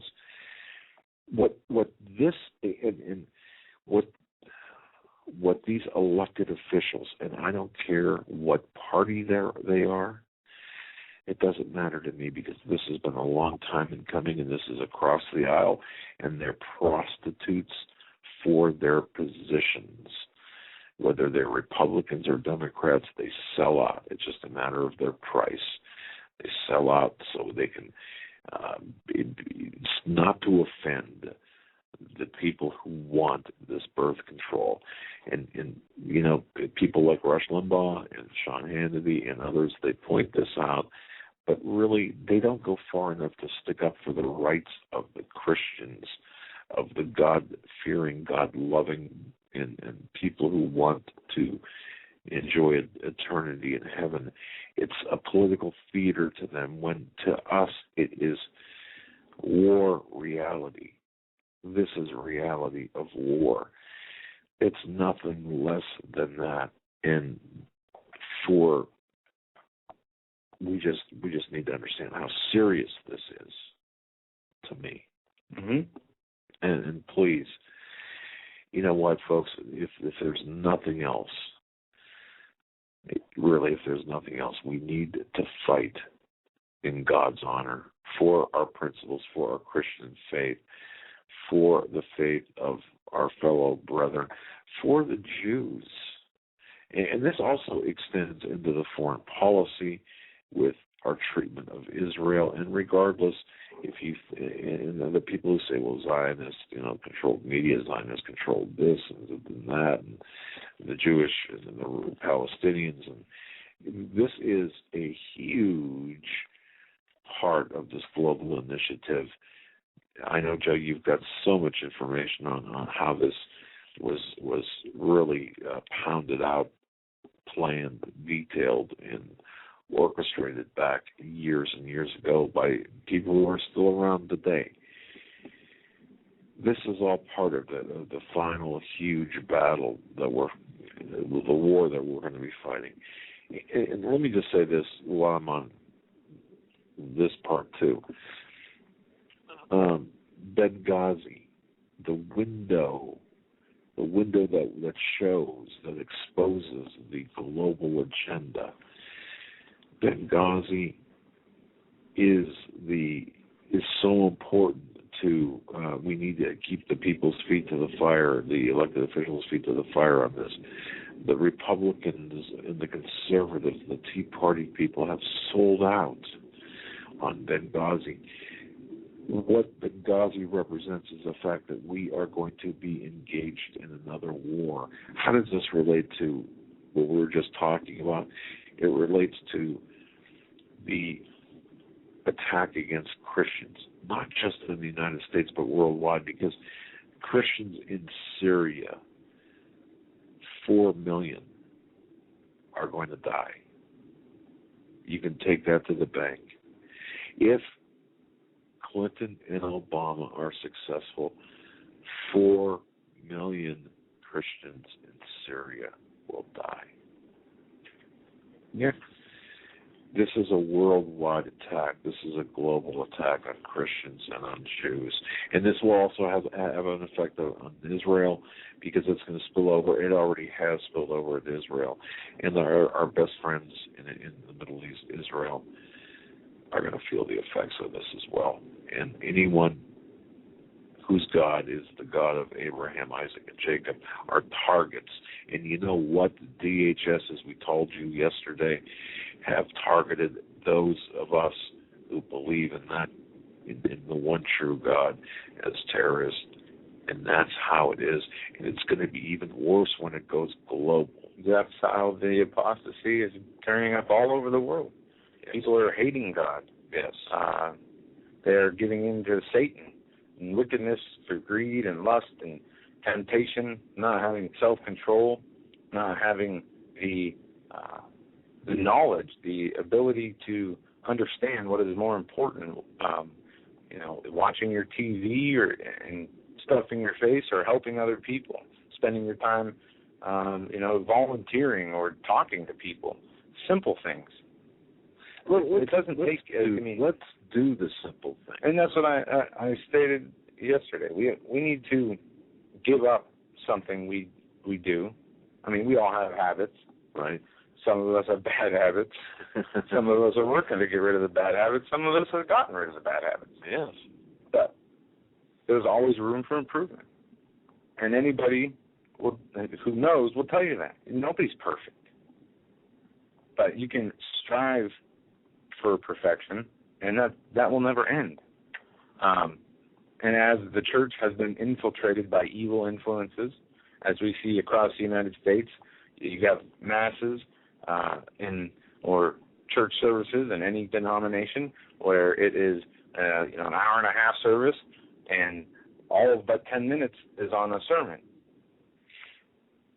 Most of it's singing, music, shaking hands, whatever. But now's not the time for that. We need to be disciplined. We should, today, in this day and age, seeing everything that has happened in such a fast time, the technology expansion, the expansion of the push for the global governance, the mandatory vaccinations, possibly the mark of the beast, the indoctrination of the churches, people should, even the congregation should have stepped up and changed things to the point where you go to church and you hear nothing but the sermon that it needs to be spoken that can save people. Instead, you hear love music. And yes, worshiping through music, I don't mind that. If, that's how it makes you feel better. But when the 50% of the time spent in church is doing that. Are you really doing what are you serving the purpose you're supposed to be doing at church? Are you really in the body of Christ? Would Jesus rather have 50 people sitting or singing for an hour, or 50 people learning about the real ways that things work, the real ways he wants you to live? And that's what's lacking, is the leadership in the church. Right. And it is because it has been infiltrated by the satanic element. You know, how true is that? I mean, people go to church to find women. People go to church for all the wrong reasons. I never did that, but but I know what you're saying. It's just for all the wrong reasons, and that covers it. Right, and then a sense of obligation. Right, and it puts the normalcy bias around these churches that, well, this is how you should do things, that when you see a real person on fire for God, they're extreme. Oh, yeah. Oh, thank you for saying that. They're extreme. But you don't watch TV? What's wrong with you? You don't like football? No, there's more important things. Well, there's time for everything. Well, no, there's not. No. Time is getting short, and time is going to be over. And when you have to answer to God, and he says, what did you do with your time? And you said, well, I watched football a lot. You're not going to like the answer you get back, I imagine. And that's why I so appreciate the people who actually spend the time to invest their time, your time. You're listening to this program. Don't think for 1 minute, folks, that we don't appreciate your investment of time into this program, and we realize the responsibility to us that represents. I want to thank Rebecca for sending this email. Rebecca, thank you so much. She writes, "Hi, Doug and Joe. I recently discovered this website of Pastor David Langford and his revelations of the Sandy Hook tragedy. Go to the podcast archive and see the voiceofevangelism.com. Now, folks, we've interviewed Pastor Langford. His website is the voiceofevangelism.com. And she points us to Superstorm Sandy and the massacre at Sandy Hook, which was apparently, from the looks of it here, I haven't checked it out, but it was recorded on Monday, or this edition was Monday, December 17th, 2012. So if you have a chance in your off time, definitely listen to the podcast from David Langford. Rebecca, thank you so much. Also, December 31st, 2012 is a very good program as well. She states, there's so much wrong with the evidence, more than you can imagine, she writes. And I had spoken to Pastor Langford the other day off air.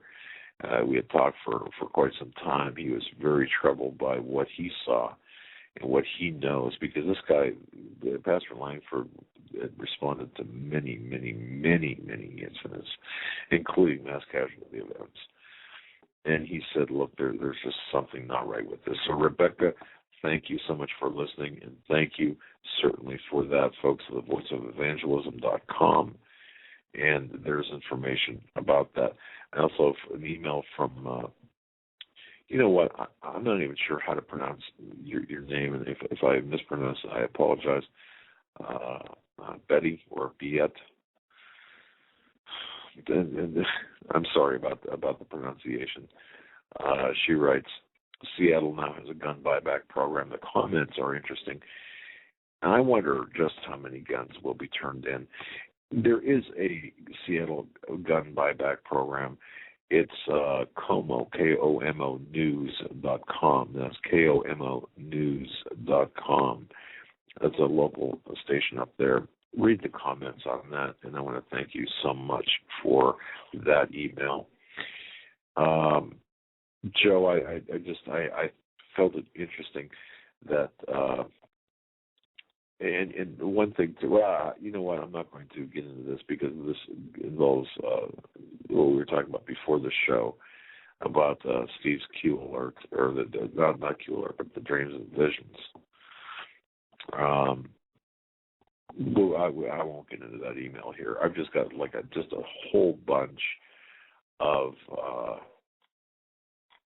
emails from listeners, and I want to thank. Yeah, we were supposed to read we still have all our Christmas cards, and there's some awesome stuff I wanted. We didn't get a chance to read that. We had guests when we came back from and we had the break, and we'll read those. Yes, we'll get to those. Yes, and we just want to thank everyone for the outpouring of support. And a couple of emails. The least I can do is acknowledge the listeners right now. I want to say hello to Karen in Rome. I want to say hello to Kay in Anchorage, Alaska. I want to say hello to Paul in, I believe this is Indianapolis, listening on an AM station that's streaming our program, and also Glenn.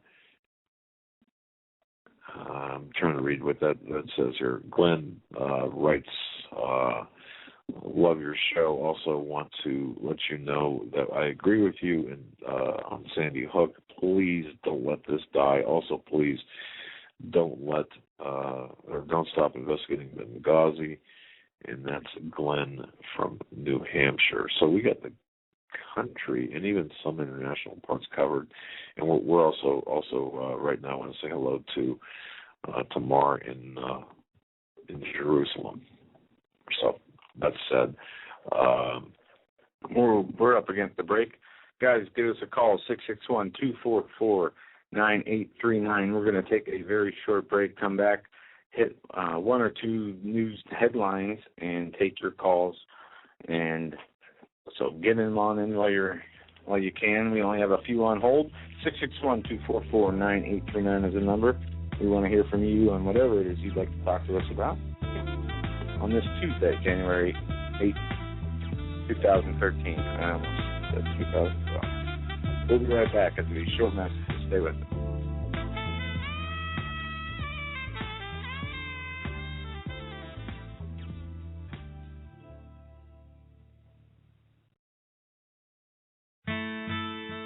You better wake up fast and listen to this, America. The Obama campaign has launched attack squads disguised as truth teams dedicated to intimidating and silencing all political dissent carried over the internet that criticizes the Marxist Obama. Truth squads specifically focused on covering up Obama's endless trail of lies, corruption, and subversion, and using the Gestapo power of our own government to police and censor the internet and shut down websites that dare to carry the real truth about Obama's Marxist coup. Remember the names of these Gestapo-style agencies at work right there in your neighborhood: KeepingHisWord.com, KeepingGOPHonest.com, and AttackWatch.com. KGB, SS, and Gestapo-style police-state gangster organizations at work to silence the important voices of patriot dissent, some of which have already been shut down by Obama's orders. Adolf Hitler would have been proud. We're the 21st century Tea Party patriots. Hi folks, Doug Hagmann here. You might know me as the co-host from the Hagmann and Hagmann Report, or as a frequent guest on Coast to Coast AM with George Norrie. If you're like me, you're tired and confused over today's headlines. You just don't know where to turn for accurate, concise information about really what's going on, what's truly going on in today's society. If you don't know where to turn for accurate, well-researched, and properly vetted news, I've got a suggestion. In fact, it's a requirement. Bookmark Canada Free Press. That's CanadaFreePress.com on the internet. It's just not for Canada. It's for news across the world. Judy McLeod, founding editor, has put together a vast array of talented writers like Kelly O'Connell, Daniel Greenfield, Dr. Eileen Johnson-Powell, a lot of guest columnists, very talented writers. Folks, that's Canada Free Press at CanadaFreePress.com. Now mobile friendly. Follow on Facebook, because without America, there is no free world. Doug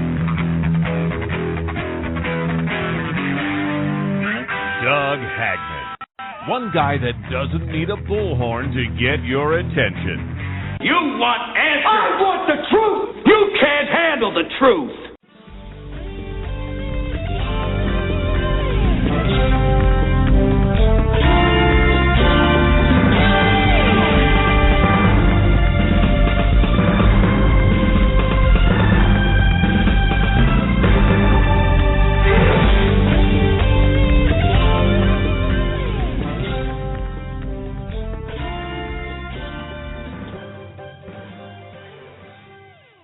Welcome back, ladies and gentlemen, to hour number 3 of the Hagmann and Hagmann Report.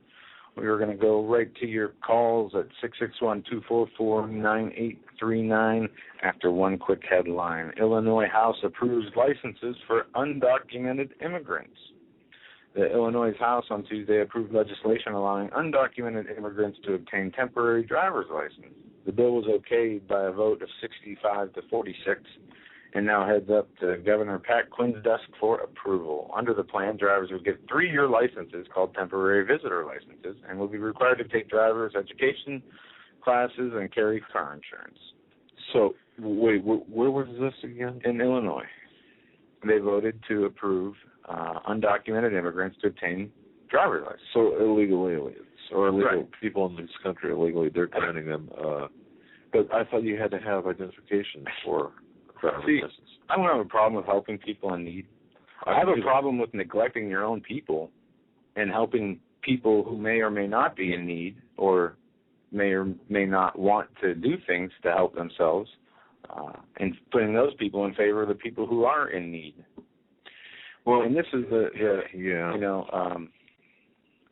I picked this article on purpose because it goes to the pattern of what we've been seeing. This pattern of waste, this mentality where people who aren't citizens of this nation have more rights and freedoms than the people who are citizens of this nation. Well, but anymore, I don't even want to be a part of this nation. So really, I don't care. If they want driver's license, let them have them. Our country's done anyway. Give them all licenses. Seriously. Well, who cares? Yeah, I'm not there. You know, I believe in this. I believe that we can not take our country back, but I believe that we can right some wrongs and reinforce some positives here. Hey, maybe if we need to do that. Get enough immigrants in here, it'll move some of these, robotic, idiotic Americans out of their stupor and wake up and realize what's happening in this world, and realize that their nation's gone. You know? I know. Since you mentioned Illinois, I just want to sneak in this one thing here. I don't know whether folks you heard about this in Chicago. The Chicago Teachers Union. Did you hear about this? The union wants to fundamentally change America too. This is the Chicago. Very good. Well, now hold on. Wait until you hear this. 2 years ago, a woman by the name of Karen Lewis was elected as the union president. Now, she's best known for mocking U.S.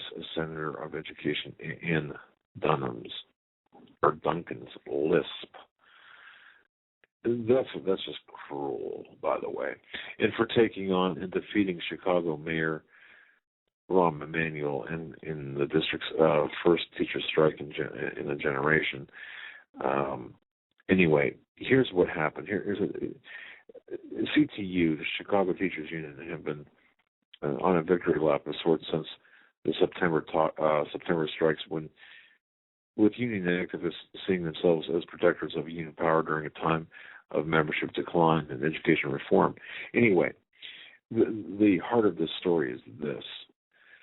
When remember Karen Lewis, the woman, the president of the Teachers Union, mocking the Education Secretary's list. Anyway, when she appeared at the Illinois Labor History Society's Salute to Labor Historic Heroes from the History Makers of the Day, she didn't disappoint the crowd. She threw gasoline onto the fire of class warfare and even mentioned mob killings of wealthy Americans.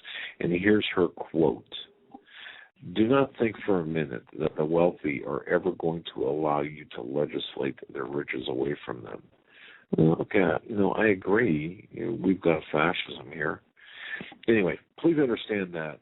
However, we are in a moment where the wealthy, or where the wealth disparity in this country is very reminiscent of the robber baron ages.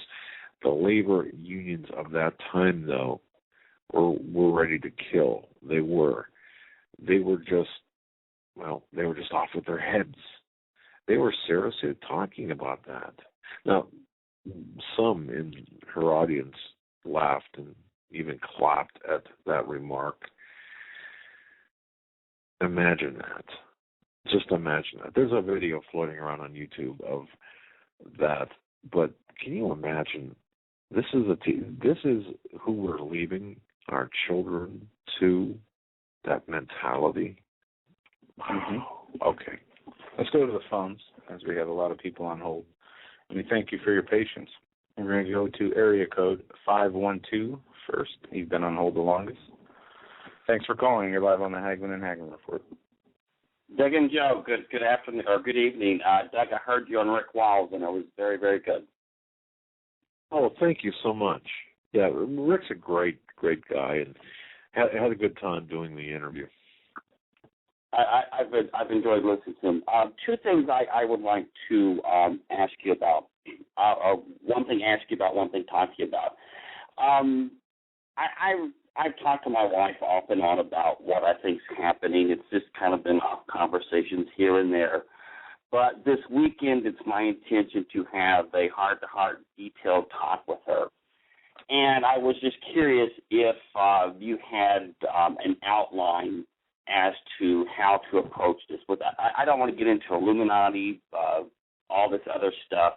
Just a 30-minute discussion, 45-minute discussion about what I think is going to happen. And I was just curious if you had an outline of how to structure the phone, how to structure the call or the talk with her. What a great question. Now, is your wife aware of? I mean, is she aware of things aren't quite right, or what's her status? She's just on the very, very edge. She doesn't like what's going on, but I would say no. I mean no. She okay. doesn't like what's going on. And okay, well, you know, many people are in the same position.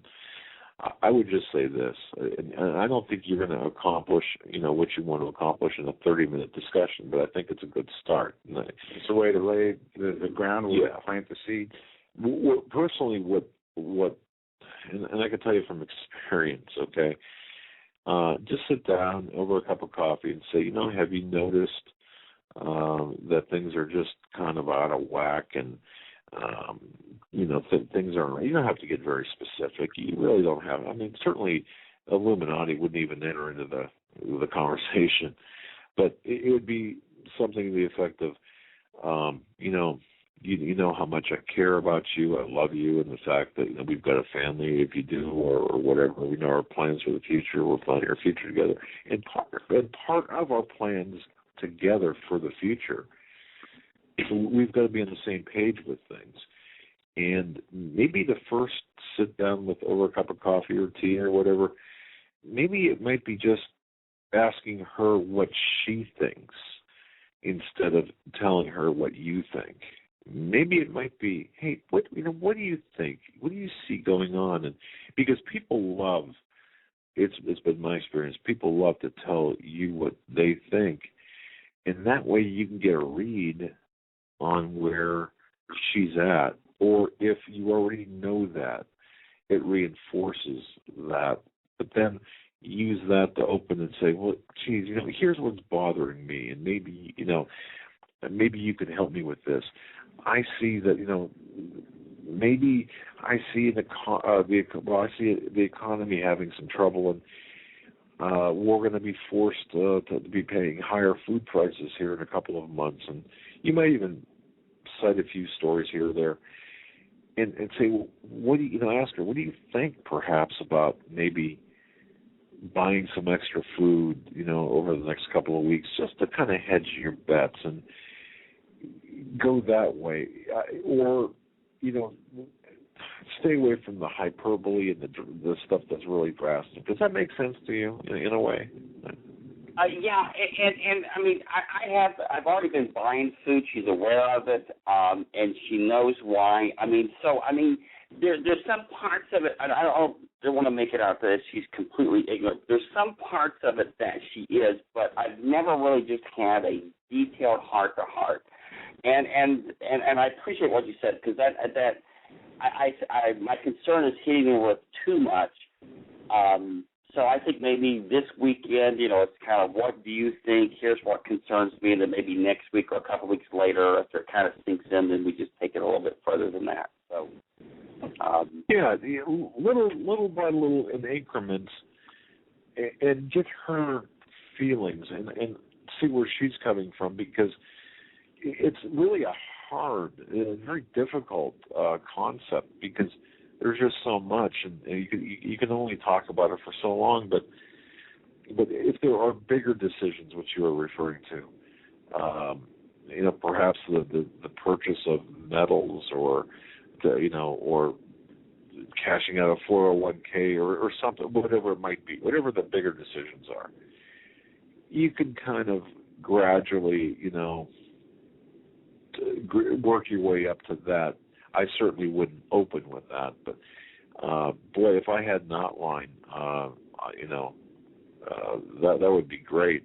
But I think every person's situation is different. But it sounds like you've got a great head on your shoulders, and just by asking the question, I think that you're further ahead than people who just kind of go in like a bull in a china shop and just go after it, without the necessary thought.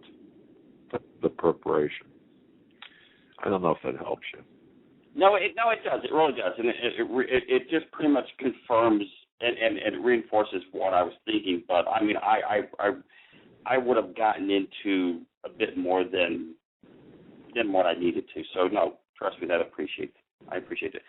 The second thing I just want to comment briefly on is concerning Alex Jones and Piers Morgan. First of all, I want to say that I owe Alex Jones a lot of thanks, because if I had not started listening to him, I would not be listening to you, Max Kaiser, Gerald Slinty, and many other guests. I find him at most times difficult to listen to, so I don't listen to him much, but when he has guests, I do. But I think last night CNN played him like a fiddle. They had him exactly where they wanted. They got exactly what they wanted out of him, and that is to come across as a stark raving lunatic. And he played right into their hands, and I think he did more to help them and hurt the cause than he did to help the cause, because they played him like a fiddle, and he acted exactly like they wanted him to act. I realize he's passionate, but he could have handled it better and got the points across. I agree that he could have handled it better, but I've watched his show many times, and he acts like that by himself on his own show. He wasn't pretending to be something he wasn't, and I think it shocked a lot of the zombies that watch CNN to see a real person with real feelings and emotion. I do believe that he could have done a better job, stayed a little bit more composed. But when dealing with a communist, I'm not going to name call, when dealing with a little girl like Piers Morgan, somebody's got to get in this guy's face. There are better ways to do it, I agree, but the message had to get across. Well, caller, let me just add one thing, because I've been on the, I remember one particular interview that I did. This was not for Fox, but it was. This was in a pretty big market television station. There are things that happen. Producers come up to you, assistant producers, various people that you don't have a clue. Things are happening so fast around you. The only thing I can say to people is we don't really know what went on in the minutes before he went on air. You don't know what he was told. If somebody said, look, we want you to just come out of the gate swinging because that's what Piers Morgan wants you to do, because he's going to come out swinging as well. It makes for good TV. We don't know. I said it yesterday. When he was on The View, it was the same thing. They know what they're doing. They know what they're getting into when they bring him on. And I believe the caller is right that they set him up, because they had people lined up against guns before him, and they had people lined up after him that were shooting him down. and it was going to happen that way regardless of how he acted or what he said. But regardless, he got his message across, and I think Piers Morgan, I think less of Piers Morgan, than Alex Jones, obviously. The guy is a lunatic, and Alex got some good points in there about the scandals he's facing and back in his own country. And why not go back to your own country? If you don't like guns, they don't have guns there.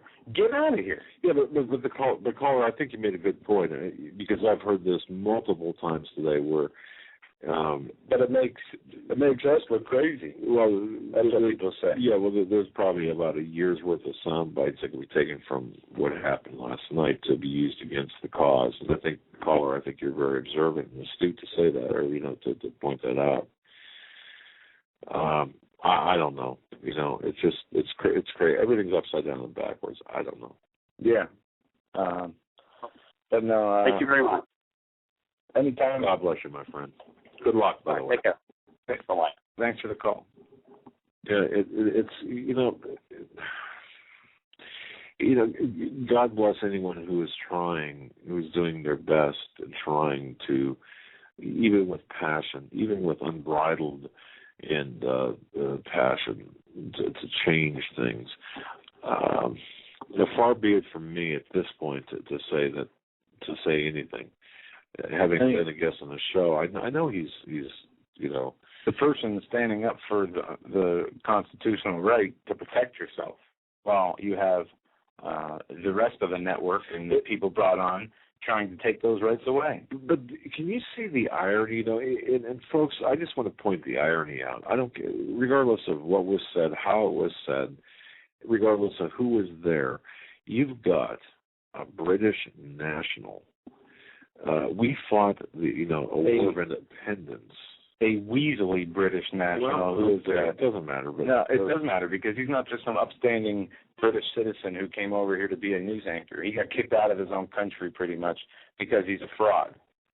All right. Well, even so, you've got. And he goes on the Communist News Network. You've got.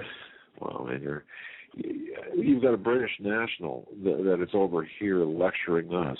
I mean, look at Ed Schultz. And his psycho crap he goes on, his rages on his TV shows and radio shows, talking about lining Republicans up and shooting them in a ditch. Who talks about that? Where's the outrage there? But a man speaks from his heart on the, in truth on defending the Constitution. I mean, it's just I do see both sides of it, and three sides of it really. But I agree, and.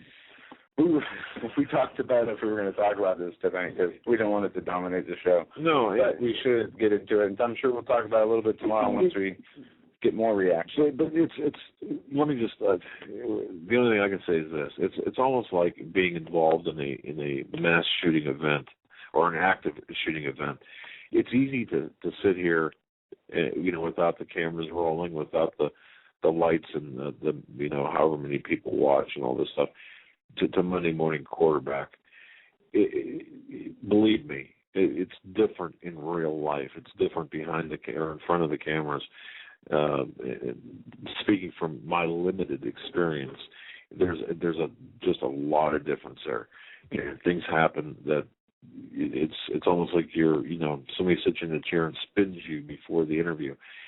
Your head spins. Now, having said that. Well, that's all I'm going to say, but it's just different. We're going to go to area code 505. Thanks for holding. You're live on the Hagmann and Hagmann Report. Hello, is that me? That's you. Awesome. So nice to be on with you guys. I had a couple of things that I wanted to cover, so I'll just run through those real quick and then get off the air and make room for other people. I have a 3-year-old son, and as soon as I got pregnant, I just knew. But I went down to Planned Parenthood to go and get a urine analysis just to, have the scientific proof and whatnot. So I go down there, and they have you fill out a little page, with your personal information and have you check a couple of boxes. One of the questions was whether or not you were going to keep the child. So I checked yes. And when I got called to the back room, the lady, not only did she seem super excited, but she was, shocked that I wanted to keep the baby. This is the only experience I had ever had at Planned Parenthood, so it was kind of shocking for me, too. I was like, oh, well, that's weird. So I sit down with her, and, I was there for resources, really, and to get the urine test. And so I started asking her about midwives. And she got real quiet, and she started whispering to me and told me that she was not legally allowed to tell me about homeopathy or midwife facilities, but that she knew a couple of ladies and a couple of places I could go, and real quietly she gave me some referrals to midwives. So I thought that was really strange. On to the second thing. My son's father and I did end up breaking up, and we went and got a child support case started. He had made 5 payments. They were all on time, and they were all paid in full, but we were only getting partial payments. So I go down there, and I'm like, what's going on? They tried to blame it on him. Oh, he didn't pay on time, this and that. Well, him and I get along. He gave me his financial statements. I went down there. I ended up going back and forth to that office 8,000 times, getting stonewalled, talking to supervisors. They lied to me on several occasions. I mean, it was crazy. I'm in their office. They're trying to tell me that 2 and 2 doesn't equal 4. And I'm like, how can this be happening? So I go up the whole corporate ladder to all their supervisors. I'm getting stonewalled there, too. The media won't touch it. I ended up calling the governor's office, sent them all the financial paperwork, and every stitches, I kept getting different statements from the office that didn't match each other either. Hold on, love. And so, their statements weren't matching each other, so obviously their books were all weird. And so finally, I'm sorry, my son is sick. So finally I get a court case because I'm not getting anywhere with these people. So I get in there, and the judge tells me that she wants to reschedule the court case and tells me that I need to send the child support office and her a list of the laws that I was going to cite in my court case when we get it rescheduled so that she could brush up on the laws. This is a judge, mind you. And that all the 8,000 times I've already proven my case to the child support division that I need to now make them aware, like pretty much lay out all my cards for my case and explain the law to these people who are supposed to know it, which is weird. So that court case is still pending. What I've discovered is that in trying to get all of these things addressed, people are scared to death to stand up against the state. So I'm like trying to fight this by myself. Well, in my research, I discovered that every dollar that is collected by the Child Support Division is then matched in state funding by the feds, by the federal government. So there's your incentive for corruption there. And then, on top of that, every one of those dollars collected is also ran through the Federal Reserve. Private child support payments from one parent to another are ran through the Federal Reserve. Like, what could be the reason for that, right? Totally weird. Okay, so one more thing, and then I'll get off the line. Can you please? What I really appreciate about your show is that you guys present your arguments as logical, intelligent gentlemen, and you don't make people who are questioning the motives of government and authority, you don't make us look crazy. Not only does Alex Jones not always do the fact-checking he should, which is another reason I appreciate your guys' show, because you guys do fact-check before you make public statements, and that's very important. But also, you know, he shows up to peaceful rallies and makes a huge ruckus, and I just feel like even though he is right on a lot of points, and yes, I agree that the time for being nice is, you know, getting kind of hard. You push a dog into a corner and slap him around enough and they bite back. I get that. But I think that the reason he is so in the mainstream media, I think that he's allowed to be there because of the way that he presents himself, because he makes us look like crazy people, because he, you know, like the last caller was talking about, because he makes us look bad. And, you know, I really don't appreciate it. And I'm not trying to slander anybody or be disrespectful. I'm just saying that I think that all of us would do better to conduct ourselves in a more logical and reasonable manner when we're presenting these arguments. You know, and like I said, I really appreciate that about your guys' show. Anyway, I'll get off the air so that other people can have a chance to talk. Okay. You know, I really appreciate your guys' show and you know, the fact that you guys stick to your beliefs. And it's kind of nice to have some long-distance fellowship with other Christians as well. So thanks again. Well, thank you, and we appreciate your listenership and our best to your son. Hopefully he'll feel better. And, boy, I remember those days. Oh, yeah, 3 years old and sick. It's not fun. No, not at all. But one question I do have with the child support, do you have an attorney, or are you doing this by yourself? I don't need an attorney. I have this case nailed down. I did speak to an attorney who informed me that and we did a bunch of case law studies. They have suffered little to no consequence for stealing from people. I mean, this is going on around the country, too, not just here in New Mexico. And they've actually, first of all, they have the power to seize people's bank accounts, put liens on their property, and they do it.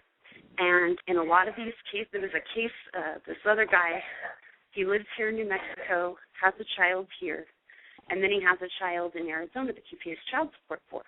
Well, he pays one payment that's automatically taken out of his paycheck to the New Mexico Child Support Board. They're supposed to take out X amount for the child here and then forward the rest to Arizona. They hadn't forwarded anything to Arizona for over a year. So Arizona issues a warrant for this man's arrest. So he can't do anything about it. There is no accountability whatsoever.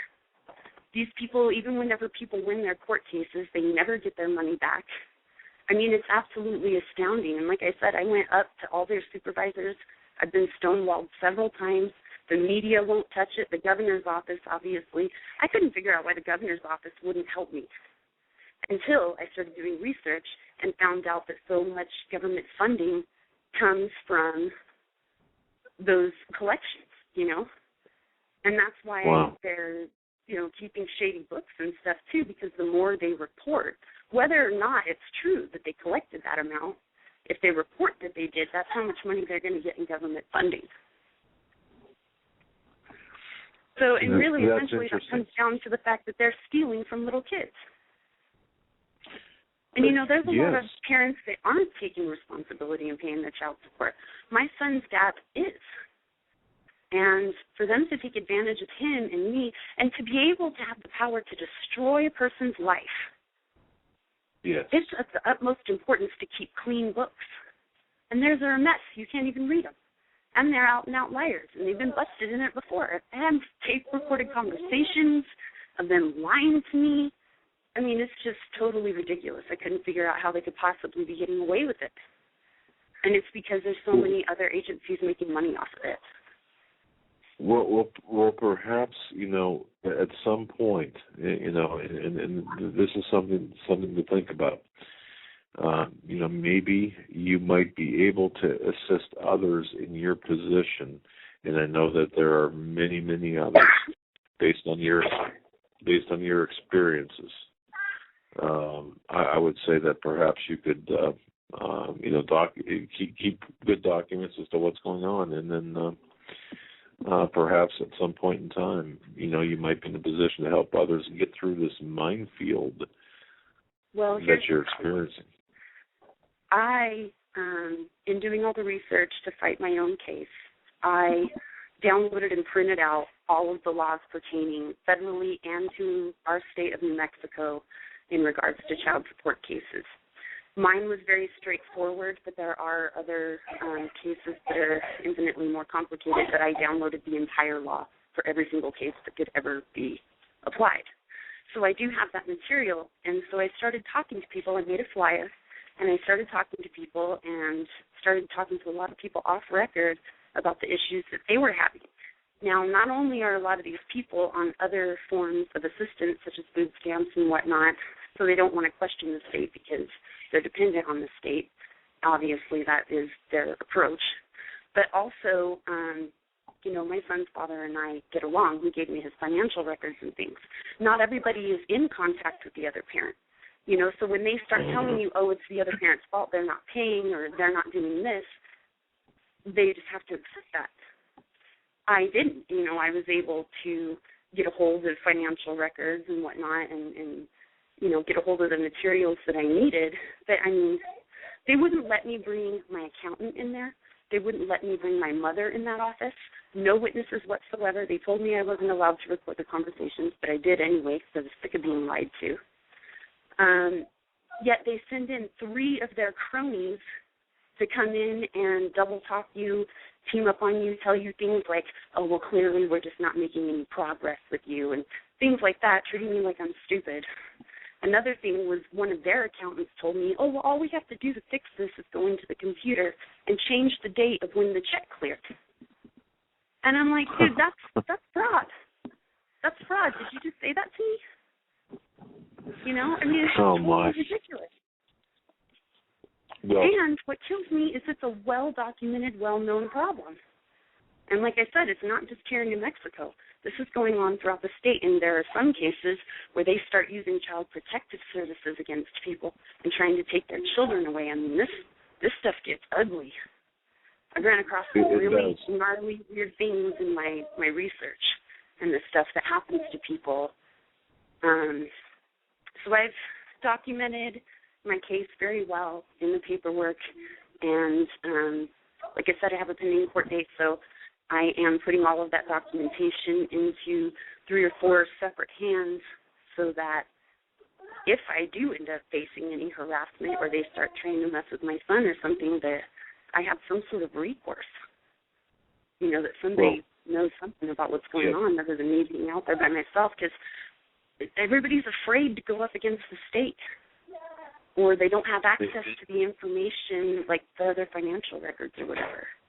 So everybody's scared to death, you know, and and I'll tell you what, we'll cut you loose, but that's a problem that we've got to, that other people have to know about, that there's an issue taking place right now, and it's states all across America. People are in the same position as you're in. There's a lot of state-sanctioned exploitation of people in your position, and this is something that really needs to be exposed, and we really have to. And the use of child protective services against the parent or parents is now becoming an even larger problem. And when Obamacare comes into play, there will be an increase in CPS and child protective services. I've severed all my ties with the government completely. We severed our child support case. We have severed everything that has to do with the state. And I've never really used credit cards or bank accounts or anything like that. And so, I'm pretty independent as far as that's concerned. They can't really do a whole lot to hurt me, but they could do something with, threatening with child protective services or whatever. But, I'm trying to cover my bases as much as I can and put that information into as many hands as possible so that if I do start getting harassed, it's not just me out there speaking out against it, but it's also other people familiar with it. So.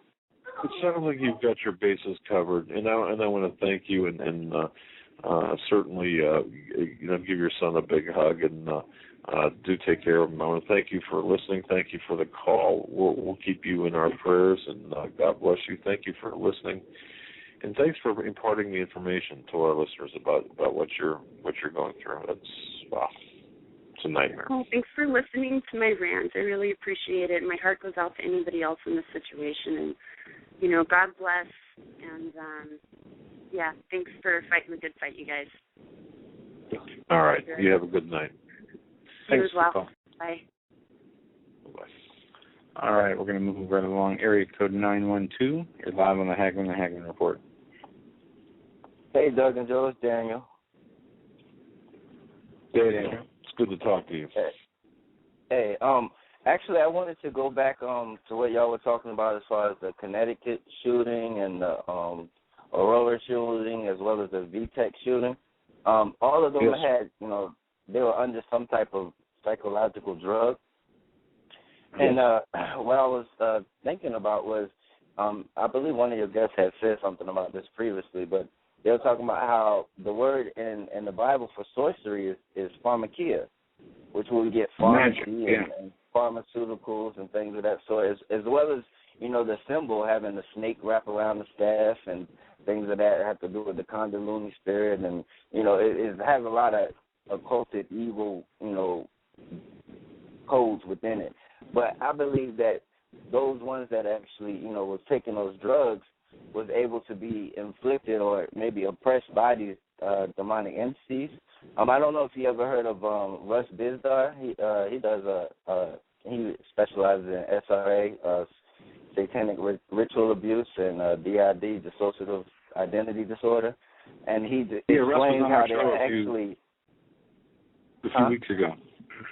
Mr. Bizdar was on our show just a few weeks ago. Okay, that was it. Okay. Well, he was explaining how, they would split the personalities and they'll actually attach a demonic entity towards one of the personalities. That's why these people can snap in and out of certain, ways and be able to shoot children with no problem, be able to do all those things. But all of them had that same problem. They all were on some type of drug.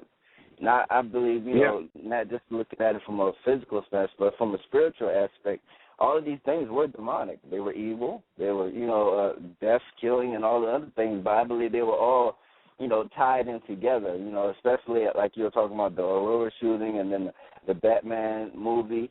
And then, they call that, some people call that front loading or lesser magic, where they'll show you what they're going to do in the movies and the TV shows and everything like that. I don't know if you ever heard of Lone Gunman that came on the TV in March of 2001, I believe. You ever heard of that? Absolutely. Yes, sir. Yeah, and how they were actually talking about running these planes into the towers, and then a couple of months later it ended up happening right after that. And then in the $20 bill, the twin towers blowing up in the $20 bill that was made way before the actual act happened. All these other things. And also, I wanted to say something. Doug, you had said something about prophecies where they use more than one time. I believe, my personal belief, I think they were. As far as like Nimrod was the ruler of the whole world. This was the New World Order. If you look at it, they had the same speech, they had the same currency, as well as the same religion. And they were all fighting to build this Tower of Babel, which in Hebrew, Babel means door of God, and they wanted to go to war with God. And so, how God says that there's nothing new under the sun, everything repeats itself. I believe those historical documents and things that have happened will happen again. So in a way, the prophecies are, like twofold. It can be used more than just one time because history repeats itself. Like the Hebrews when they were in Egypt with the Pharaoh, and then Moses told them to let his people go, and the Exodus and all that other stuff. That same phrase that was used when God was talking about how he saved the Hebrews from the Egyptians. He talked about how he gave them wings and flew and they had wings like an eagle and flew out away from the Pharaoh.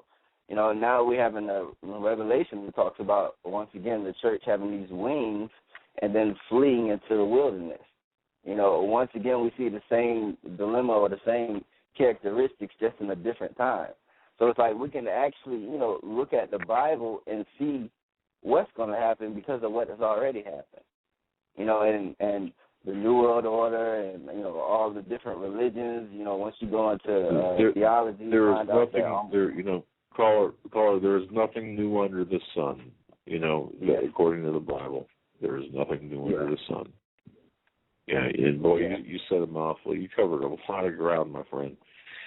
You really did. No, man. I'll tell you what. It's all of this is important, and you mentioned one thing. If you notice the icon, the symbol, the medal for Obamacare, the I'm trying to recall now what they call that. You know, the snake around the stick for, what is that, for the medical profession? Yeah, that's for medicine. And the eagles or the wings. If you look at the symbol for Obamacare, and you look at the Nazi, and I'm sorry to bring to make this connection or to bring this in, but there is some resemblance, some similarities between the two symbols, and it almost makes me believe that it's not accidental. You know, from the wingspan to the stars to the way the snake wraps around the staff, and it's just kind of creepy, if you will. But you know, yeah, and I also if when he went to his Democrat convention back in 2008, when he said that he was going to run for president, the backdrop that he had was actually the throne of Zeus. So if we actually look at him using that backdrop as the throne of Zeus, which Zeus is, not God, he's anti-God, which would make him Satan. Zeus is the one that has the lightning in his hand, and Lucifer in Latin means light bearer.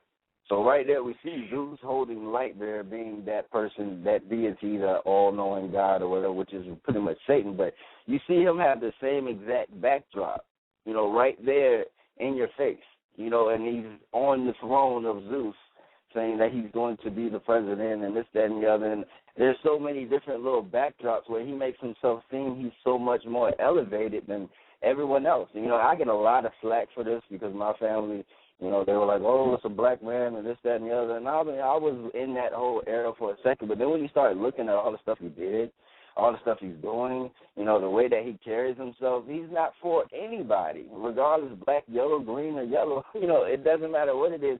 He's just a puppet. And, when you're starting to see his satanic ways through all the stuff that he does. But I really just wanted to say those couple of things. But I appreciate y'all, and I hope you have a good night. Thank you so much, Daniel. Once again, I made some excellent points. What a great phone call. Yeah. Sorry it took me so long to get to you. Hopefully we can get you back coming on and have a discussion about this, because the inauguration had a weird thing when Obama came there, basically got carried into a room and had some people come in, closed doors, and came out was as described as a different and new man. Yes, and Nathan Leal on Thursday, we're going to be talking about the upcoming inauguration and about the symbology. This caller, Daniel, mentioned about the symbology. There is so much symbology that if we pay attention, and I know people look at us and they say, some people, and they say, come on, are you serious? You're just trying to make something out of nothing. When in fact, yeah, we're serious, because the symbology is part of this, the part of the bigger lie, and it's the in-your-face subliminal. Yeah, exactly. Yeah. No, it's right on the money. We're going to move on here. Area code 250. We're coming to you next. You're live on the Hagmann and Hagmann Report. Hi, Doug and Joe. It's Jeff from British Columbia, Canada. How you doing? Good, sir. What's on your mind tonight? Where do you start? Where do you start? Yeah.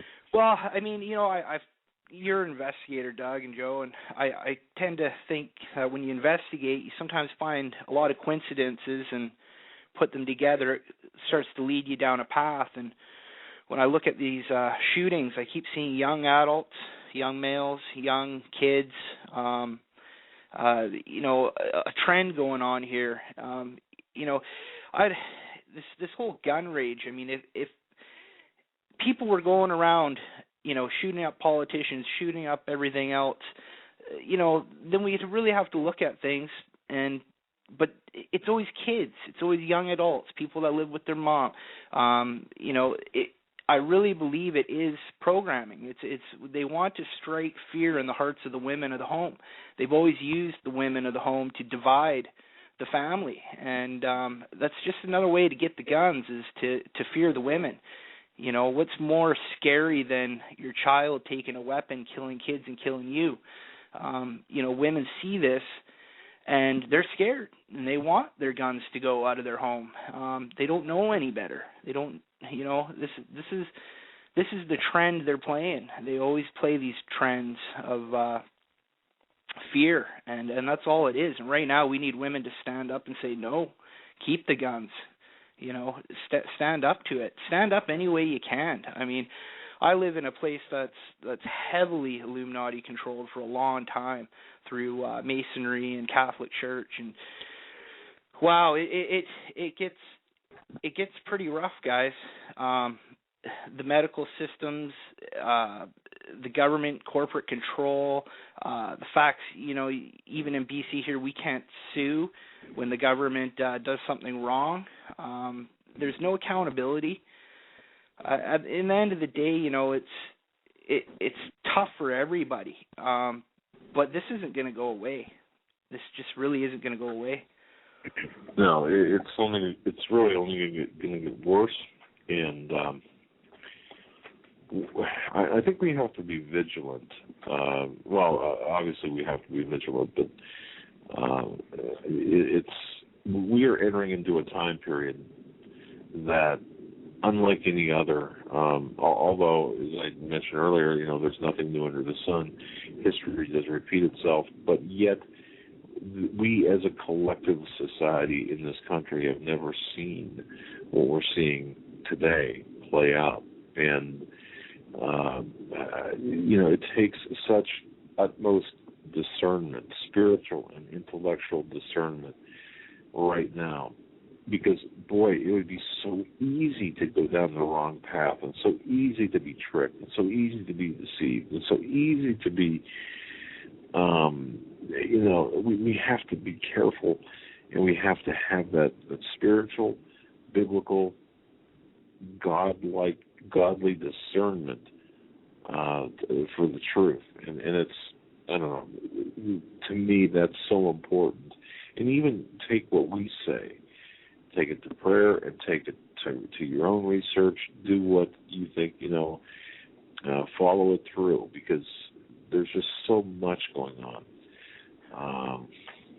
Yeah, that's right. And, you know, it's, well, with the whole discernment thing, you know, Jesus says that to enter into heaven, you have to be of the spirit of a child. And, you know, what I believe that means is, you know, you have to be a child seeking his parent, and your parent is God. God's your father. And you really do have to turn to him and let him guide you like a child would let a parent guide him. You know, these people that go around and say, oh, well, I'm a Christian, I love God. I'm a Muslim, I love God. I'm a this, I love God. When you get to heaven, that's not going to work. It's not going to buy you a ticket. You know, you have to build that bond with God, and loving God is not something you say. It's a bond you build. You build the bond with God first. You become the child to the Father, and then the Father will give his love, and that love will build as the Father guides you through, you know, your journey, your life journey. And I honestly believe that's what he's talking about in that case. Interesting. Yes. Very, very well said. All right. Well, you know, enjoy British Columbia, and of course, while you're in British Columbia, definitely pay our newest sponsors a visit there.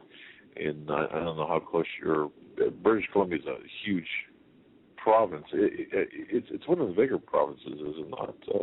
Yeah. Canada? Yes, it is. I'm on Vancouver Island. Actually, I'm right.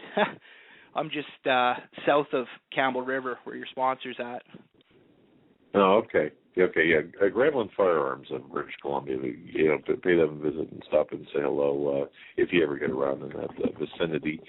But, sure. But thank you very much for your call. Interesting points of view, indeed. Can I just make one quick point about the Alex+Jones thing? I just want to say that no. No, go ahead.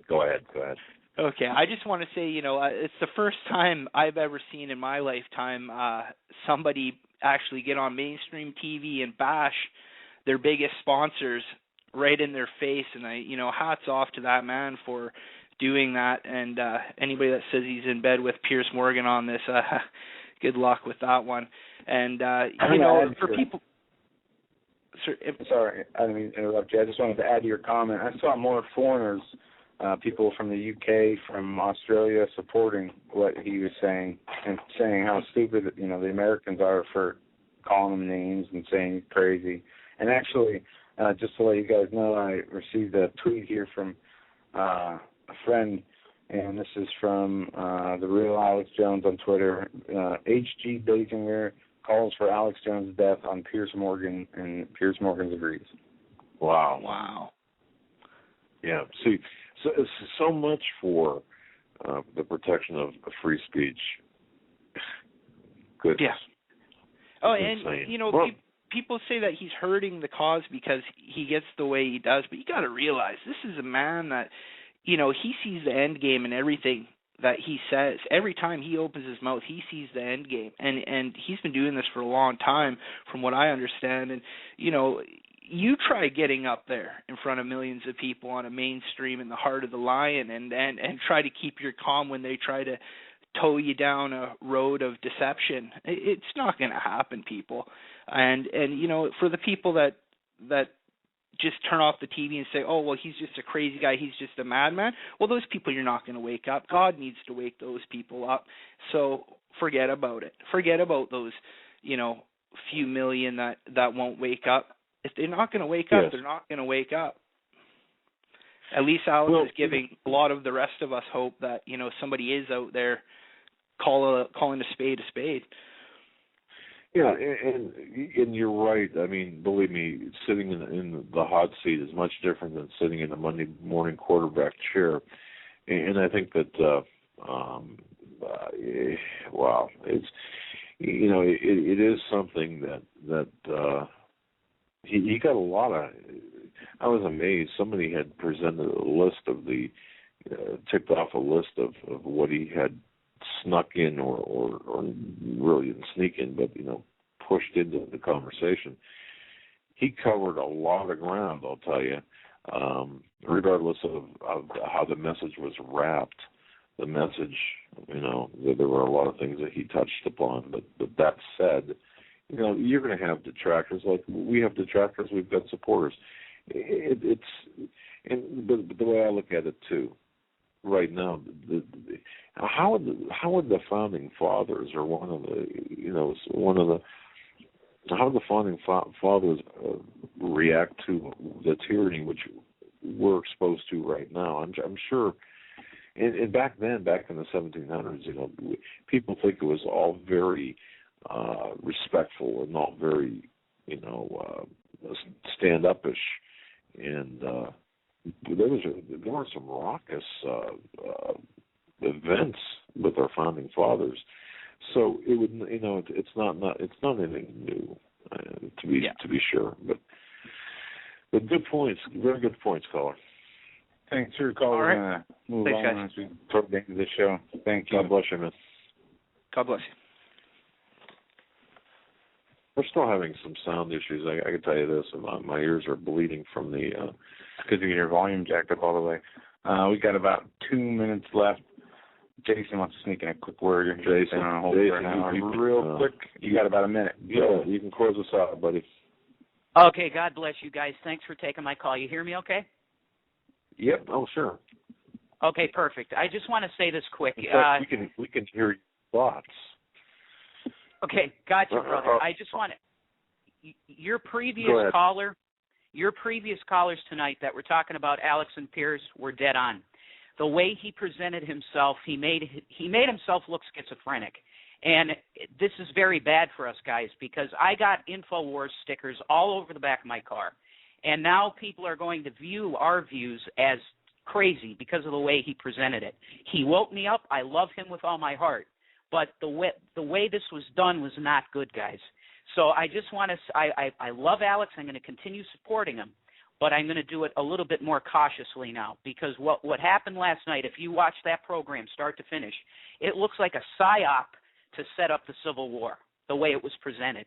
So that's what I got to say tonight, guys, and God bless you. God bless your show. Oh, wait, I love you guys. Jason, go ahead. My friend, you said it looked like a psyop to set up a civil war.